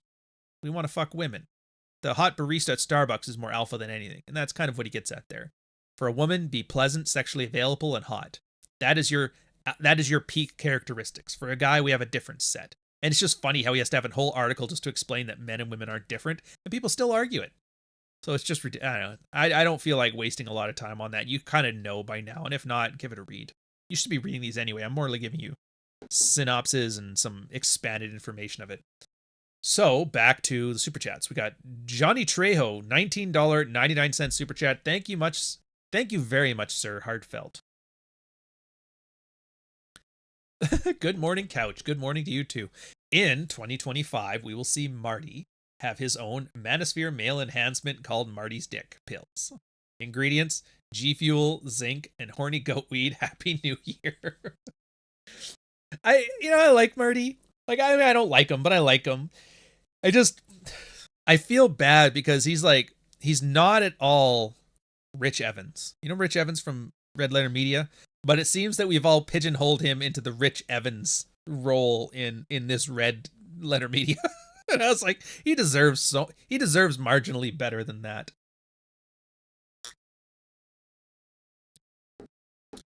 Pringles can with Veins again, $5.20 super chat. A buddy of mine just enlisted in the Air Force at 41. Jesus. Would you join at 39 just to get out of a shit life? Dude. I've seen it before. One of my students, when I was teaching at Fleet School, he remustered and switched over to my trade at like 42. But he was already in. At the same time, one of the Killicks I used to work with when I was working at the shore office, he was a retired chief. And he had been out for like 10 years and he was bored, so he rejoined the military again. So it was a guy who was like 47 in the military, and he was like working with me. And it was just so funny because you'd see him. He's like an ordinary seaman, like brand new recruit, mustache, gray hair. And all the chiefs around the base were like, "Hey, Stan, how's it going? What's up, Skipper?" And he's like, "What the hell?" And you realize, like, yeah, he was the guy who trained all of the chiefs in the military had gone in. So I've seen examples of it. Now, me personally, I'm a cynical and angry man, especially at Canada right now, so I wouldn't. Having said that, if you were to join an element, Air Force would be the one to join. The problem with it is, though, is that you can't, like, there's limited, there's limited career options. So in the military, they have, I believe, a forced retirement age of 54. Like, at the age of 54, you're out. Doesn't matter what. You can get an extension, but they don't generally endorse that. So if you're joining at 40, you're going to get 15 years. You'll get maybe a return to contributions. You won't get a pension. I don't know what it's like in the States, but arguably that. But your question was, would you do that just to get out of a shit life? Dude, I did. I was very unhappy with my life as a graphic designer in Alberta. I didn't like it at all. I got drunk one day and I thought joining the military would be a more fun way to spend the rest of my life, and I joined after that. So I would say it's a really good one. Arguably, it's one of the peacetime military's best functions. It's like the equivalent of a girl moving to the big city when she was a whore in a small town so she can redo her life. Would I do that today? Probably not. I don't know America too well, but in Canada, absolutely not. Having said that, if you are going to do that in Canada, do it in a conservative government, because everybody kind of knew this. In a liberal government, they always defund the military equipment and people, because the military is the only government organization that is not allowed to unionize. They're not allowed to protest. They're not allowed to petition the government for anything. So they're the one agency you can cut, and nobody's allowed to say a thing about it. So when you have to cut, that's where you cut. Conservative governments, they generally like the idea of America being happy, which means meeting our NATO obligations. Plus the fact that military guys tend to vote conservative, so they tend to get more equipment and get more people. So yeah, you'll do much better under a conservative government. That doesn't really answer your question, but it kind of does too. A Nonstop Dre $2 super chat. Don't worry, Canada will soon be the 51st state. Dude, I'm not even mad. You would have asked me 10 years ago, I'd have fought you for saying that. But now I'm like, really? Let's talk terms. It's just, I just find it very funny. You don't see anybody under the age of 50 getting irritated by that statement of Canada being the 51st state. Like, you really, whenever you see those charts, like, how did 30% of people still vote for Trudeau? And like, this is how. They're people that are completely insulated from the day-to-day life of Canadians. They are senior government workers indexed pension fund types. They have no idea what's going on. At most, they'll be like, oh, there's like new Indian guys working at the grocery store. That's interesting. And that's as far into it as they've looked. They don't know about the absolute insane crime waves right now. They don't know about the crumbling infrastructure. They don't know about the mass migration. They don't know about LMIA. They don't know about any of this because they're sitting in their home and they're isolated from it. So that's how it happens. So yeah, they're the ones who are mad about the 51st state thing. The rest of us are like, I was going to move anyway. So if you do this, it would really help. And dude, Canada would just empty. If you open it up like to statehood, free travel, how many Canadians do you think would move to like American states? I would argue at least 25%. I'm a little annoyed by it, but at least they'll give us highways with more than 2 lanes. That's the thing, man. I'm not saying this as some kind of like edgelord too. I know Sluggo, you're a proud Canadian. I was too. I've probably done more to prove loyalty to the Canada than most. There's it's the military stuff, obviously, but study history, put your skin in the game, sacrifice for the government, all that stuff. I've done all that stuff. So when I say this, I'm not saying it with love. I'm saying it more like, fuck you. I'm done. Yeah, I didn't leave. I didn't land on Plymouth Rock. Plymouth Rock landed on us. There's already a strong Alberta to Scottsdale, Arizona pipeline. There's also a strong Quebec and Ontario to Florida pipeline. You'd have to strip Trudeau to California. You guys joke, but California is actually about 5-10% better than us when it comes to taxes, so that wouldn't be too bad. Anyways, this isn't a big bitching about Canada session here. We're going to move on. Thank you for derailing us, Dre. Appreciate the super chat. So the next section is positive masculinity. First article, up the alpha. Straightforward, makes sense. There are alpha traits and there are beta traits. Placeholder terms. Alpha is anything that you do, have, say, or manipulate for more sexual desire from a woman. If it makes a chick wet, if it gets her in bed, it is alpha. Beta is a umbrella term to describe everything that builds relationship stability and happiness, right? Earning money, giving her an orgasm, good job, good father, want to knock her up, hugging, affection, shutting down other women, making yourself less attractive on purpose, all this kind of stuff. Those are all beta qualities.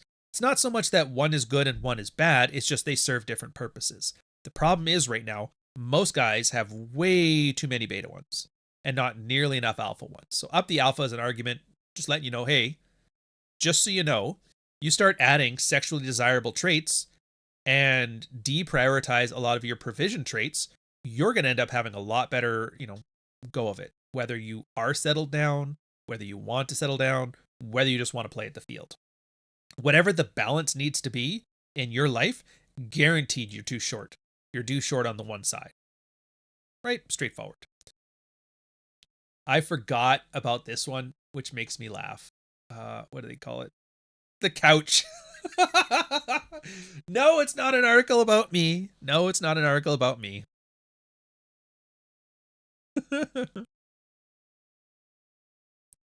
I have to read it though, because it's more of like a personal story. So Friday night, gonna meet up with my partners for a holiday drink promo, but due to a scheduling error, we canceled it.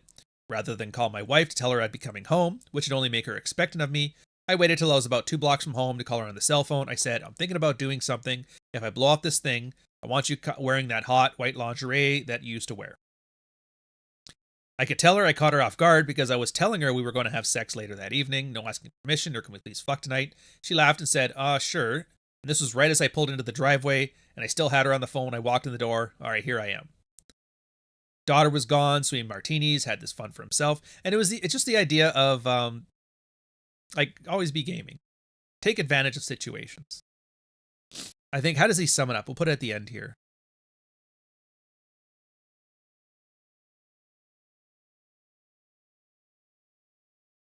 All right, be that as it may. Oh, and the point of it was he was making his wife uncomfortable with these things, pressure with time, pressure with that, and it just, helped with sexual desire. So it's interesting that the aspect of sexual killing familiarity is finally entering the popular consciousness in our feminine-defined world. When you're single, women love to prattle on, mostly to the betas and themselves, about how necessary it is for them to feel comfortable with a guy before having sex. Of course, alphas learn the lie earlier than most, but how telling it is that when the same comfort and familiarity that single women cry for is the marriage-killing factor that married women lament. Exciting sexual desire comes at the tail end of anxiety. Welcome. Chauvinism is the next one.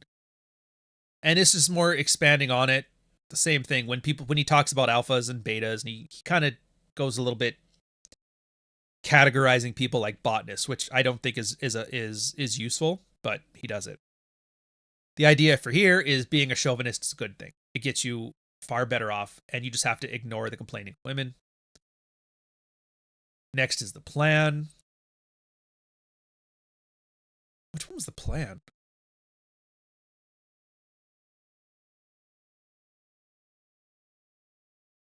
I remember this one. Oh, it's yeah. So this one, at first it's about plan to fail, fail to plan. Like military guys, they go in without a plan. They end up knocking up some, chick from the Carlton Club, and they have an instant family, and they have, stepkids to take care of. They get divorced. So you have to come in with some kind of plan. But at the same time, like going with a plan, you have to be flexible, realizing that life will come to change your plans. I'm going to play the field for my entire life. Then you find a girl you want to settle down with. Well, what do you do now? You got to change the plan. But you have to have some kind of plan together. Just have a plan and be flexible.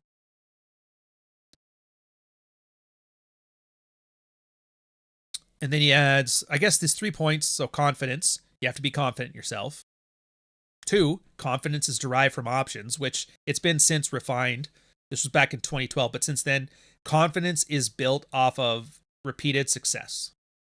So you do something, you succeed at it, you gain some confidence. Use that confidence to try something bigger, succeed in that, etc., etc. So confidence is derived from success, which in this case he says is options, whatever. And then the third one, begin with the ending in mind. Again, that's...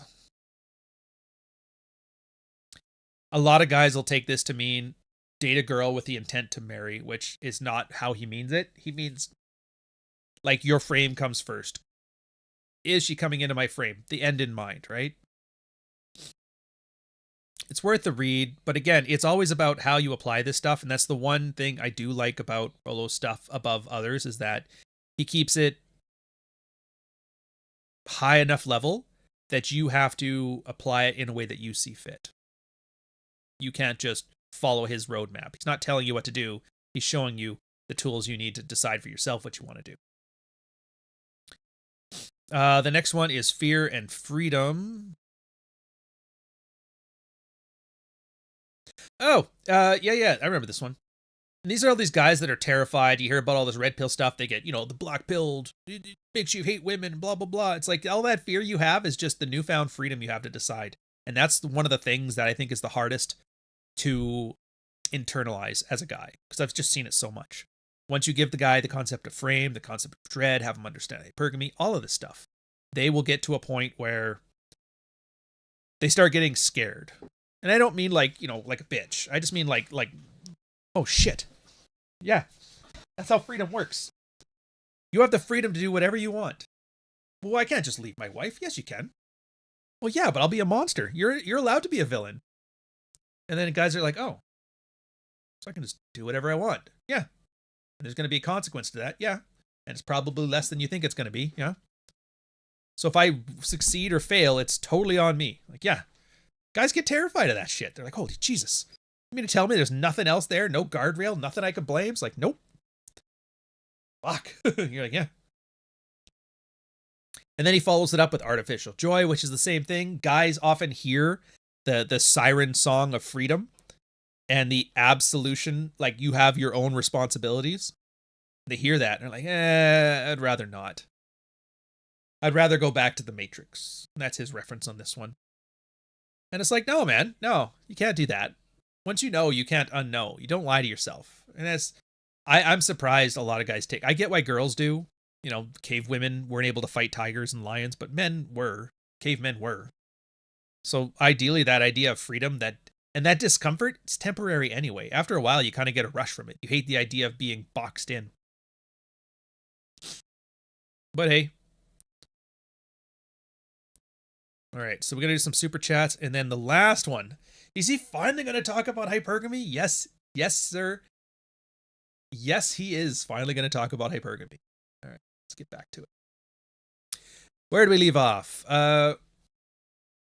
Nonstop Dre 360, $2 super chat. Why do you and pickup artists call it the field?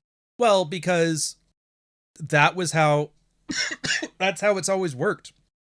In the military, things in the field were literally you went out in a field and did training. So in the field became the term for doing things. Science picked that up too. So when you talk about field work, that's when scientists will go and start experimenting on stuff. They'll do actual field work. When cops are investigating them stuff, they're out in the field. And it's just become a common term for doing as opposed to pontificating, as opposed to analyzing, as opposed to thinking really hard about it, as opposed to reading. It's like, no, if you call it the field, it's action word. It's supposed to let you know you are doing something. You are actively taking a role in understanding and thriving in your own life. So it's one of those multiple things that have picked up in here to force you to stop thinking and start doing. So yeah, calling it the field, absolutely important for that. Sam Whiskey, $4.99 super chat. She wants the wedding day, but not the marriage. She wants the bachelor party, but not the wedding. Yeah, I hate using the terms though, because it's such great marketing fodder. She wants the wedding, not the marriage. I've heard a lot of content creators, some of which I'm fans of, some of which less so, use that. And it's good. It's pithy. It sounds good. You can put it on a t-shirt, put it on a mug. Just like these ones at Ryan Stone, store.ryanstone.com. Use code promotion for $5 off the Red Morning merch. Coffee will taste better and sweeter. You have no idea how much misogyny makes black coffee taste better. You have no idea.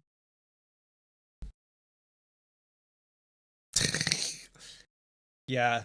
So it's one of those things. I treat it the same way I treat laws of power.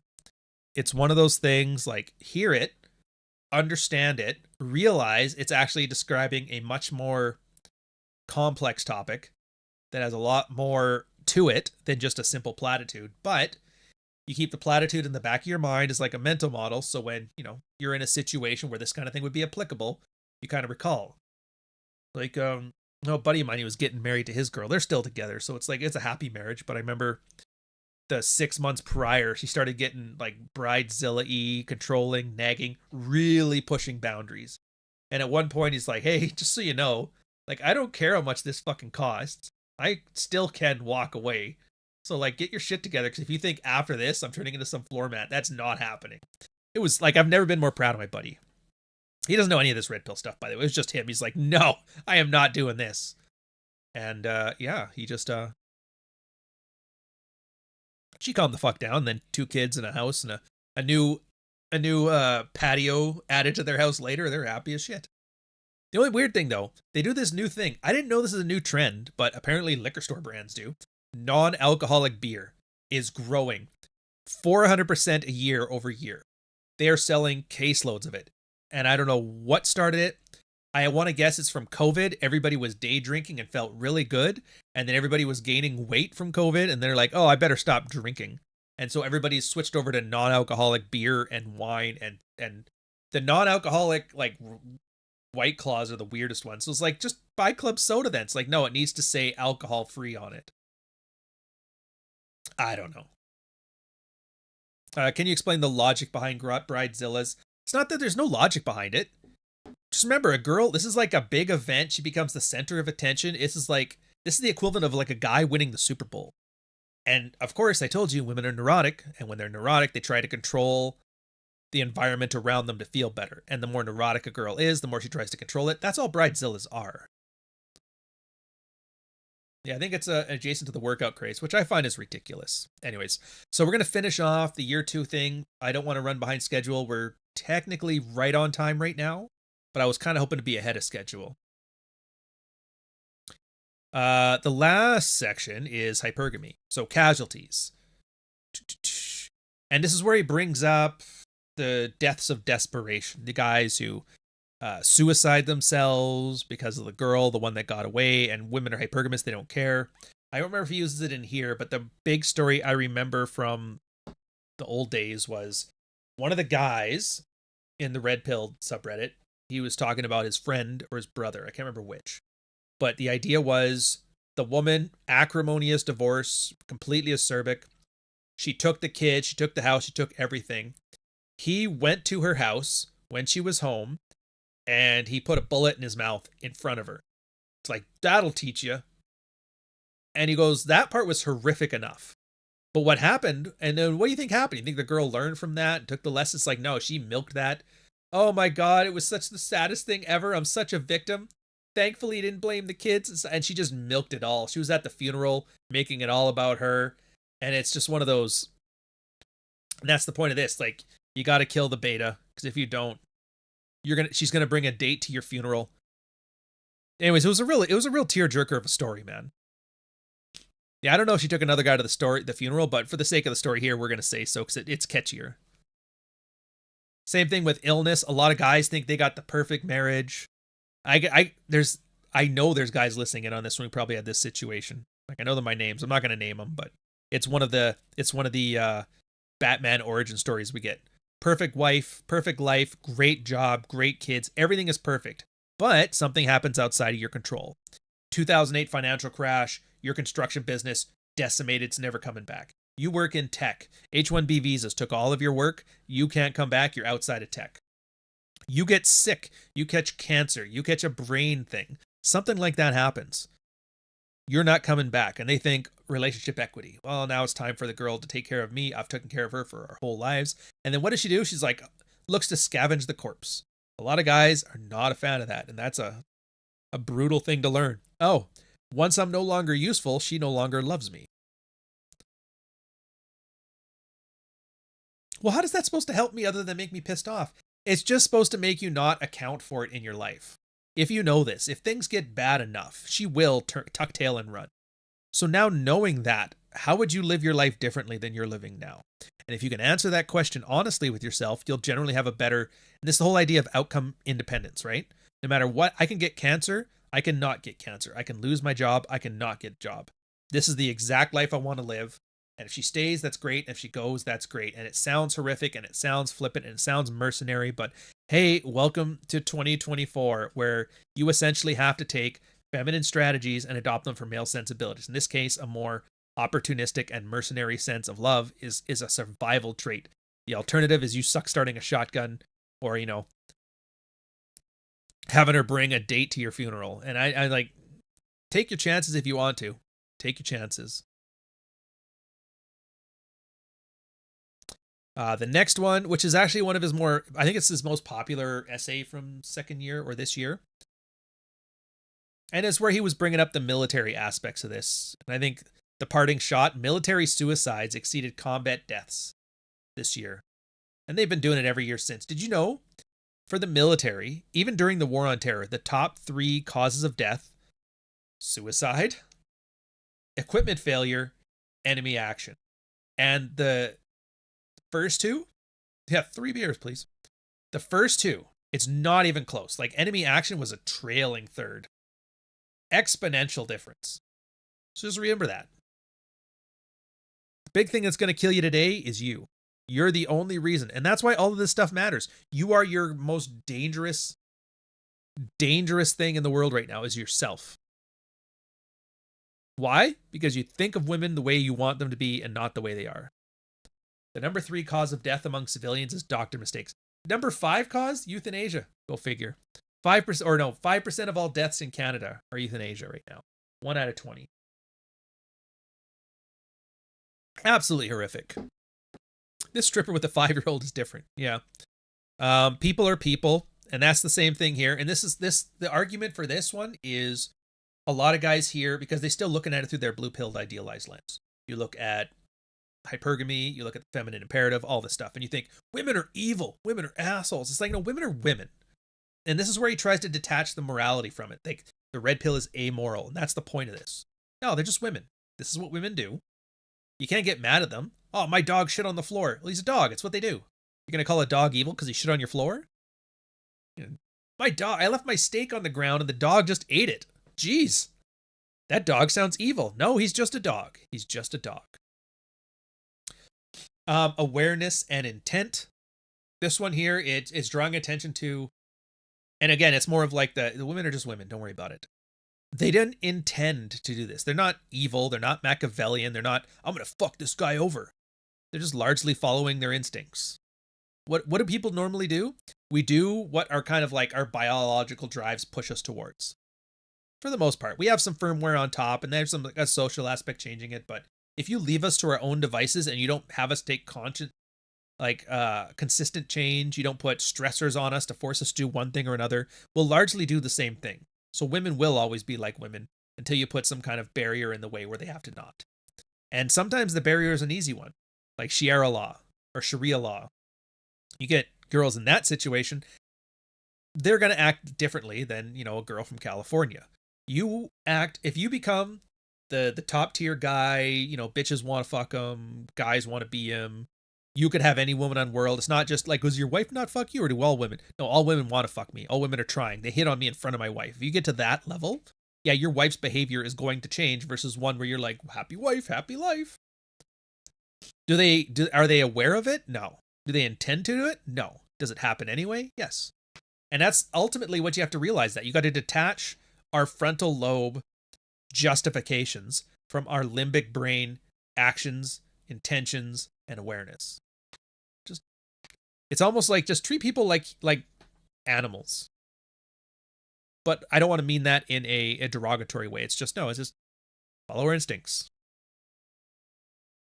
Sharia means law, so Sharia law means law, which is funny. Well, I don't speak Durka, so bear with me.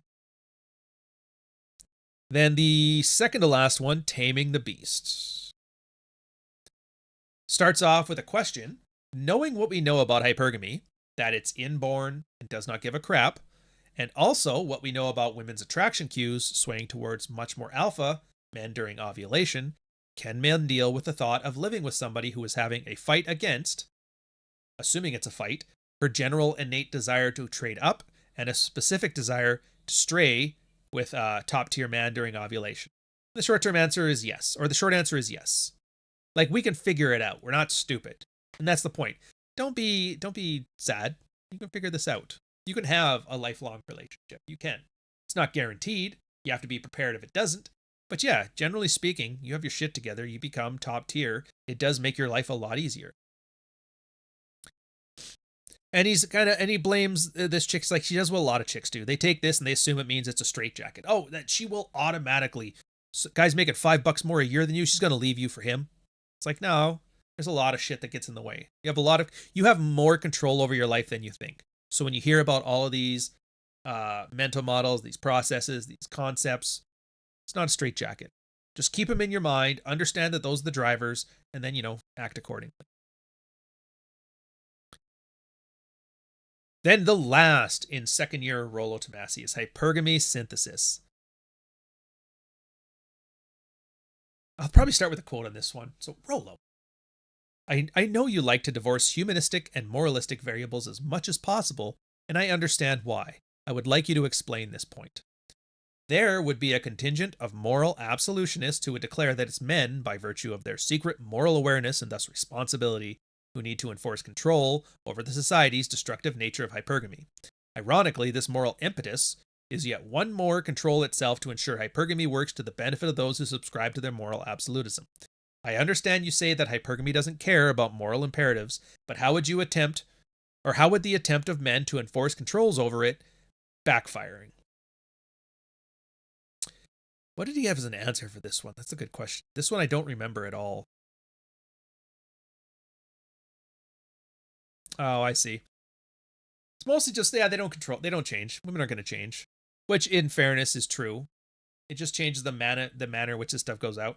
So, yeah, this is another reason why I don't like guys who just talk about these. Well, what about this? What about this? It's like, in this case, it is a genuine question. He really does want an answer, but it's like, yeah, you think there aren't hoes in the Middle East? It's like, I don't know what to tell you. They just do what they do. Women are going to be women. You can put all the controls you want, and it just changes the nature of it. Like a story of mine. When I was in Oman, I had Ali. He was a cab driver that they assigned us from the base, which is nice. He drove a Mercedes. I was like, Jesus, they just give these to everybody. He goes, yeah, they give them away. And he had 2 cell phones. He had one for his wife, one for his girlfriend. He'd show the sex tapes, and I was like, this is wild, man. The Middle East is not at all what I expected. But he's like, yeah, so what the women here do is there's men and women shopping areas, and there's like a separation between them. So if a girl wants to date a guy, she'll write her phone number on a card and put it on the shelf, like the guy side, the girl side, they'll put it on the shelf right there. And then she'll walk away and the guy will walk up and take it and do it. Or a girl will walk up, see a really nice car, run the plates. You can actually call over there and run, like, whose plates are these? And then guys will leave their windows open to cracks. The girl can like leave her phone number in there. And they just all kinds of different ways of this stuff manifesting. So, and then he told me, if my wife ever got my girlfriend's phone, she'd shoot me in the chest with a cannon. And it was just so funny how the Islamic guys just have a different turns of phrase. Like, my wife will kill me. My wife will shoot me in the chest with a cannon. It's like, fair. So that's second year Rollo. At this point, it's been a long journey with you guys. We have done a lot of sidebar stuff. God knows you've been through practical female psychology for the practical man. You've been through Glover's No More Mr. Nice Guy. You've been through... I should have clipped this. You've been through When I Say No, I Feel Guilty by Manuel Smith. You've been through David Clare and Franco's Practical Female Psychology for the Practical Man. You've understood the feminine archetypes, the good girl, the materialista, the adventurous. You understood political capture, the early frame announcement, the betazation process. And for a lot of you guys are like, what is all this stuff? How do you keep note? Dude, when I'm telling you about the sidebar, you have no idea how densely packed the information you need to know is in all this stuff, right? All of this stuff. You've gone through Esther Villar's The Manipulated Man. You've read it to realize how bad women have been fucking us over. You went back to read it 3 years later and realized, oh my God, this is an angry feminist, angry that feminism doesn't work for guys. You've read through Married Man's Sex Life Primer, understood the concept of alpha and beta as qualities and not as people. You've seen the socio-sexual hierarchy from Box Day and got it confused with Red Pill until you realize it was a different thing. That's Orthodox Bros things. You've read through Royce's stuff. You've seen the Jumbotron rule. You've seen her opinion matters not at all. You've seen, like, I can go on and on and on, and I have, and I've been doing it for years, and it's here and it's there. This is it. This is the capper on it. So I hope you enjoy it. It's all yours. So let's F around for a couple more minutes, and then we got the year-end Rule Zero coming up. So Chuck the Painter, €5 super chat. Are we better together than we are apart, only valid because our kids grow so slow? I can navel gaze about that, but what's the point? It's there. Ideally, two parents in a household raising a kid together, and the two parents are happy and well-adjusted, do better than people who aren't any of those things, sure.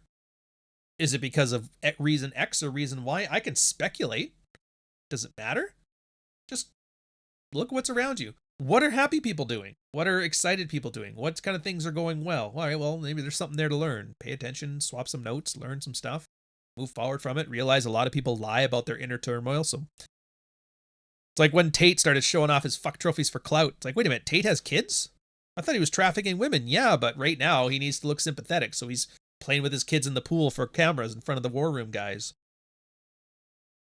People lie about their lives all the time. Jack Murphy was the traditional conservative moral arbitrator of morality until you're like, oh, the cuck article. Oops. So yeah, don't idolize people, but just kind of focus. God knows. I know. Anyways, that's it on this one. Yeah, who knows? Oh, I guess I should. Oh, you know what I'll do right now? I love the way girls smell. I love how they always make sure, by and large, they shower, and they just have an amazing smell to them in general. We'll become the first species to reason itself out. Dude, relax. The population decline shit. This isn't the first time this has happened, by the way, where we had a population boom and then a population bust. These are cycles, like they change. It was actually one of the best things I saw was somebody bringing up how a lot of these problems everybody's talking about with men and women and that, the biggest single factor is population density. Once you lose density to a certain point, people start having more kids and whatever. Rome had it twice. Greece had it. Britain had it. Europe had it. North America's having it. Everybody has it. India's having it now. China's having it. Africa's about to have it.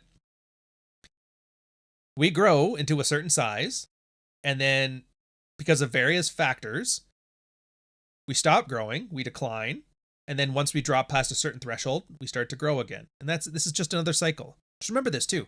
100 years ago, there was like 1 billion people on Earth. Today, there's like 8.5.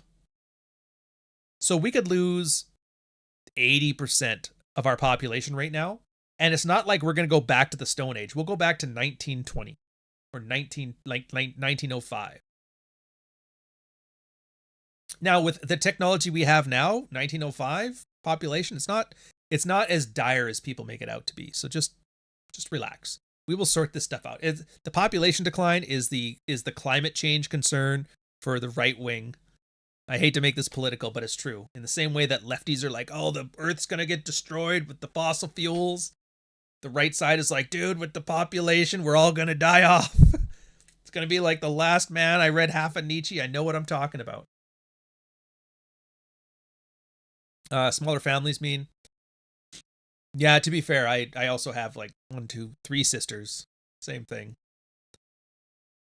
But I mean, it's not so much smaller families. It's just atomization causes the issue. But that's fine. Whatever.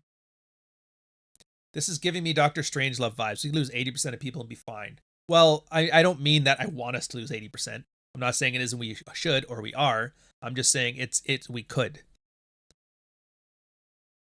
It's like now when I watch these economic forecasts. Oh my God.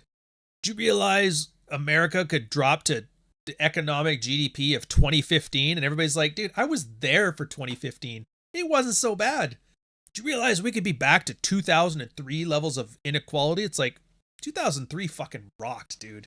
I mean, other than the war we were doing at the time, which wasn't really a war anyway, people are acting like, oh my God, the 80s? Geez, I'd hate to live in that time. It's like, would you? The 80s didn't seem that bad. The 90s didn't seem that bad. The 2000s, like everything is getting worse. I think the last time that people could look at the past and go, dude, it was so much worse back then, I would say the 70s.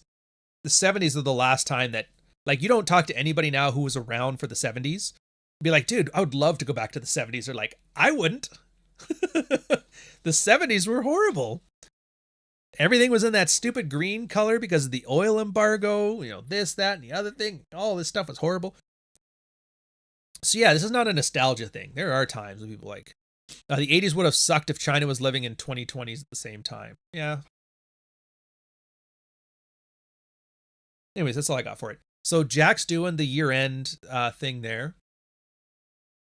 I've already got the redirects. You just have to hang out and be in here.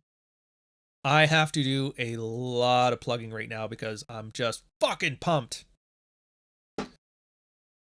You guys are going to watch 8 minutes of me telling you how fucking awesome this book is. But first... Ian, not Ryan Stone. I think he's the most important guy in the world. Ryan Stone. Give a fuck about Ryan Stone. Me and him have gone back and forth. Blah, blah, blah. Ryan Stone does not pass the 6-foot test. He's not even a man. So I don't give a fuck with Ryan Stone. I never get tired of this shit. Did I do the red? Oh, no, I didn't do the Madness for Morning. We're doing Madness for Morning, and then I'll talk about the book because I just love that one too. Where did I put it? Hold on a second. I left it here somewhere. I think it's here. There she is. Oh yeah, that's there she is. Ryan Stone, another. It is just. Oh my God. If you're a young man, you need to figure out what you're trying to do with your life. You need to subscribe to this goddamn channel. What the fuck? Megan Fox with a dick or Hulk Hogan with a pussy. Mel time. It's Mel time. Why are you doing this to me? Why are you doing this to me? Do you see that Waffle House there? There's murderers in there. You have to conclude that Trump betrayed us. Socially retarded fact.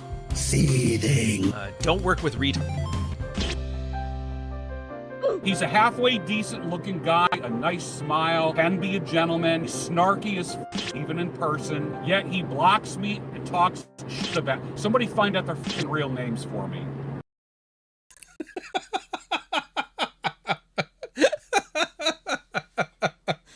Yeah, it's going to be the new introduction. I'm doing some more Manosphere Mornings. I'm putting that in there. I know, it's fun. I'll probably change it as time goes by, add different clips, maybe expand on it. We'll see what happens. James S., $10 super chat. Thanks for the overview of year 2. And can I get the Matt Walsh? You know what? Yeah. Guys, I play them as I see fit. If you want me to play an ad, a super chat, greatest way to get my attention. Damn rights, we're going Matt Walsh right now. I don't usually post pictures of my kids online, but they're infants and you can barely see them, so it's fine. But a YouTuber named Ryan Stone tweeted, showing off the F trophies for clout. So the babies are trophies that I'm showing off. It's perhaps not a surprise that a picture of a proud father would be so upsetting to the sort of man who clearly never had one.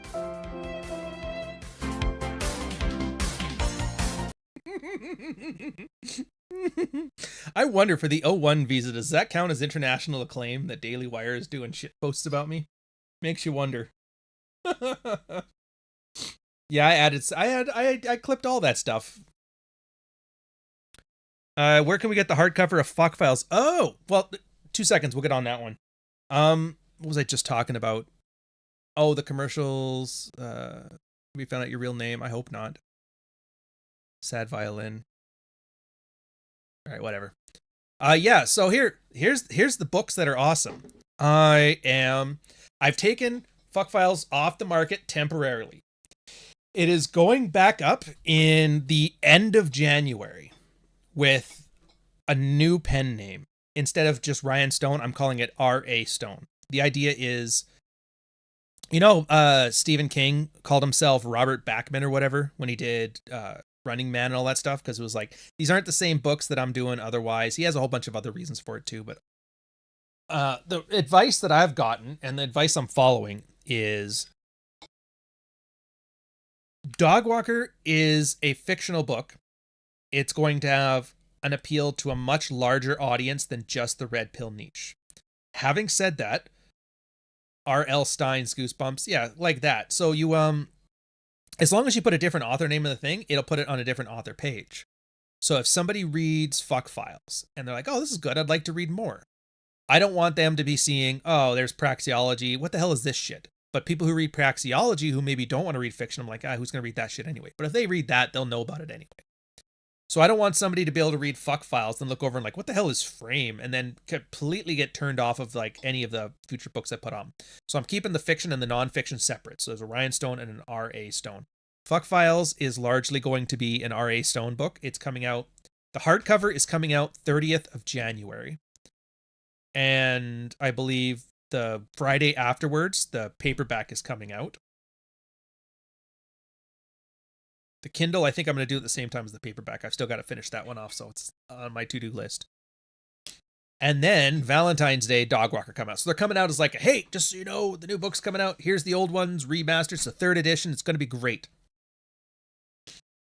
So that's the one there. And that's the idea. Because, like, I don't know, I've been talking with Nick and I've been talking with other people, and it could appeal to a much larger group of people. And the red pill stuff, if you get too in the weeds, it's going to be off-putting. So I don't want that to get in the way of people who might enjoy a piece of work otherwise. That's the plan on that one. But dude, it's fucking good. It's really good. People call things that it's 83,000 words, so it's not a dense read. It's not like a 400-page monster. Like, I think if let's go to my bookshelf again.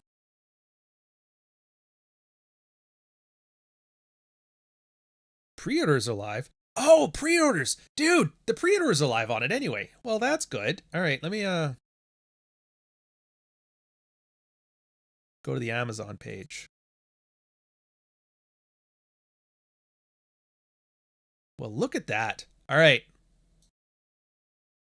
So Kindle's pre-orders are already live. If you're watching this, it's in the pinned tweet or a pinned comment. And it's also at the top of the description. If you want to get the Kindle edition. But everything is coming out on the 14th, the hardcover, the paperback, the Kindle, whichever one you want to get. The only thing that's going to change is the cover art's going to be slightly different because the higher quality images are coming in. These are like the placeholder ones. I forgot it's going to be pre-loaded out. I would say get it now. Dude, it's really going to be good. If you it's a good read. It's an enjoyable read. And here's the thing. If your girlfriend finds it, she can read it too. She would actually like it. She will like it. guarantee she'll like it. It's going to be crude. So if she's one of those girls that I only read Colleen Hoover, she might not like it. But it's a good book. And it's just because it's simple and executed well. And I think that's something that's missing from modern literature. Like I'm really trying to read more books. And it's fucking hard because there are so many bad writers. And I'm not saying this from a position of like excellence. Like I am the greatest writer ever. I'm a reader. I can read well. I've read most of my life. It's mostly nonfiction stuff, mostly work stuff, mostly military stuff. But like, I know what I like. I've read books that I like. I had to go back to the 80s. This one, I keep talking about Defiance, came out in 1982. Love this book. You know why I love this book? Because the author, it's largely the same plot. They had like a legal issue where Red Dawn, they stole from it. Like you read it. Here's the first, like forward, the hunt for the great white novel. Where's the first page? That's what I'm going to get into here. There. They don't spend 50 pages describing the magic system. They don't apologize for the work. They don't describe a sunset with such aggravating detail that I can't use my imagination. They largely get into the story. You read about the characters. You read what the characters get up to.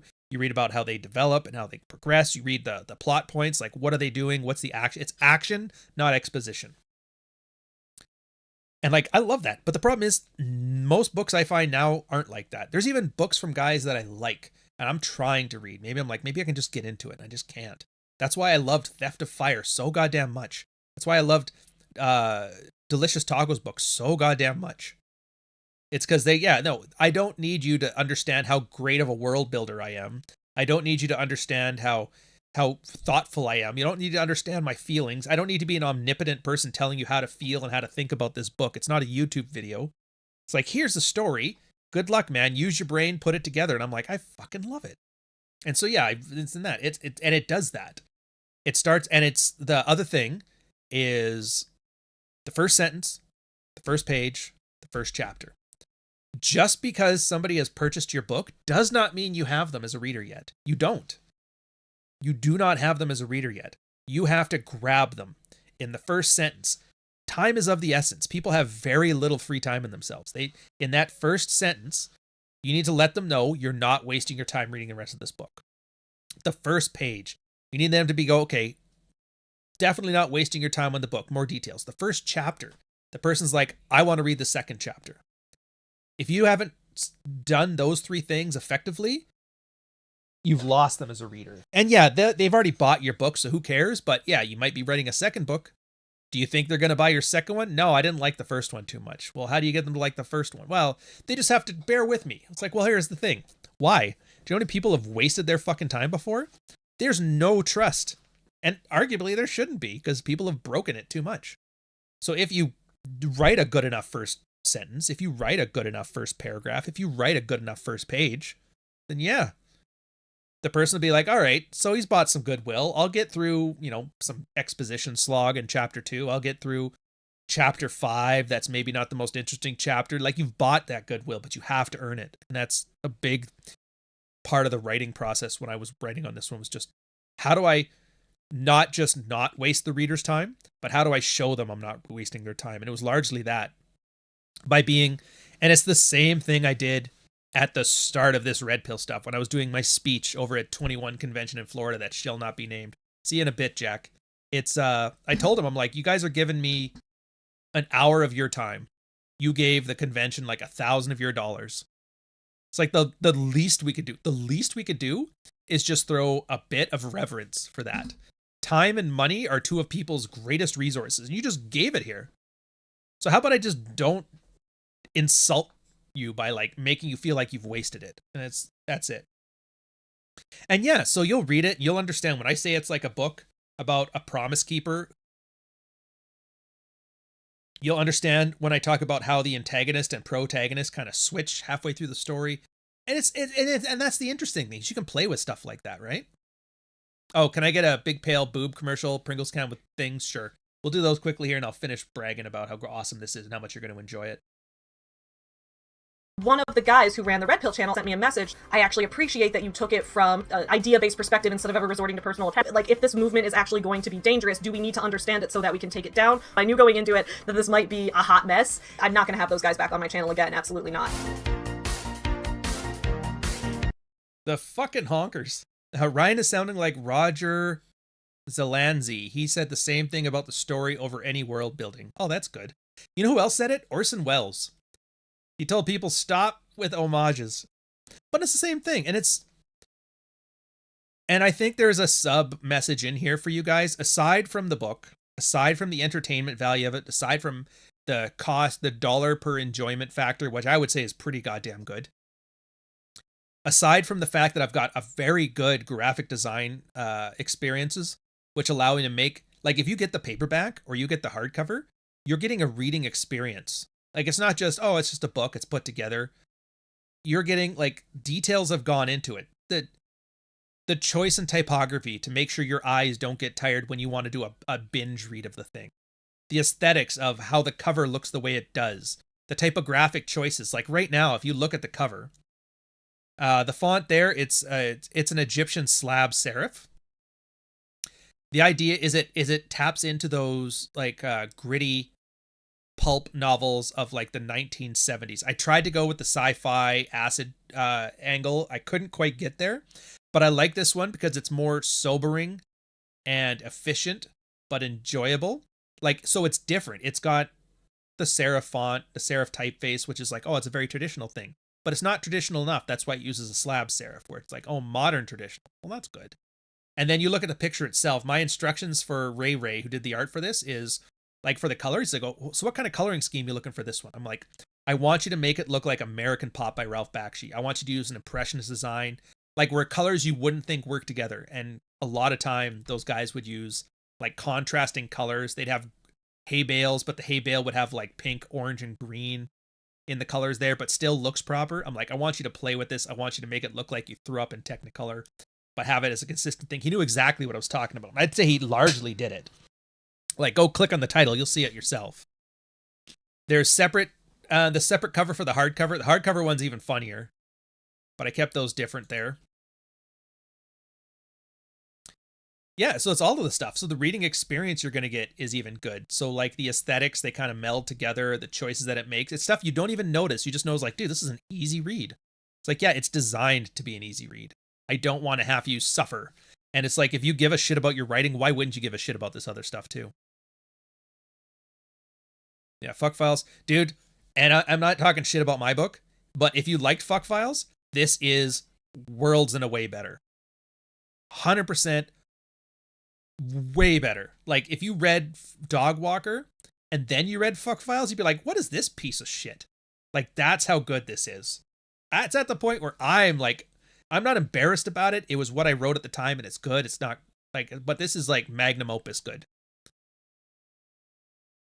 Yeah, don't red pill your friends, but I'm definitely giving copies away when the hardcovers come out. Oh yeah, dude.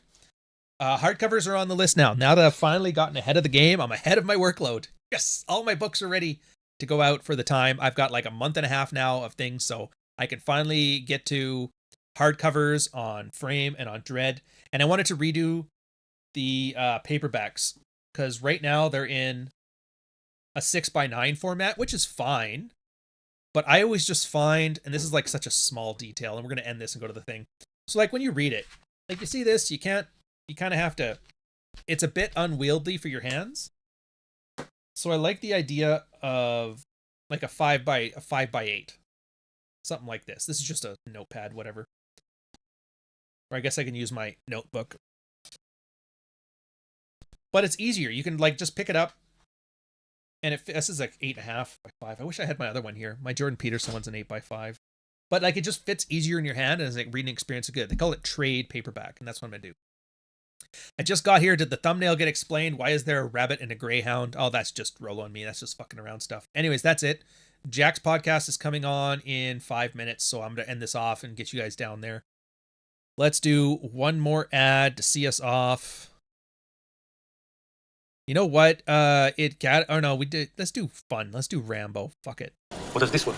It's blue light. What does it do? Turns blue. Do Do you love action but hate pinko commies? What the?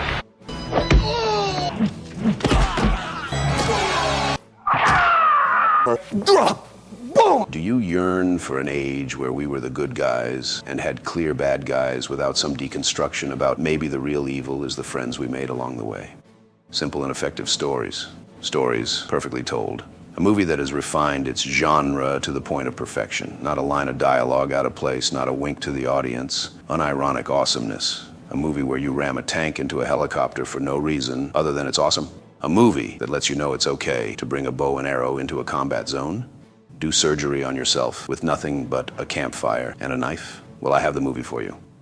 In the age of peak Hollywood genre, with the greatest action movie ever conceived, with Oscar award-winning actor Sylvester Stallone, creating action Americana that's so good you'd swear it was propaganda.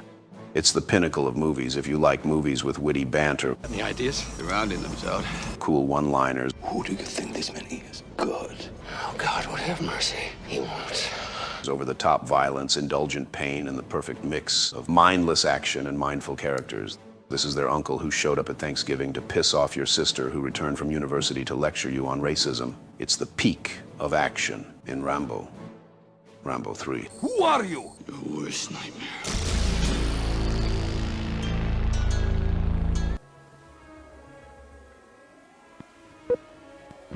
'79T 2458 Learning Corp. Little Red Riding Hood. Take one.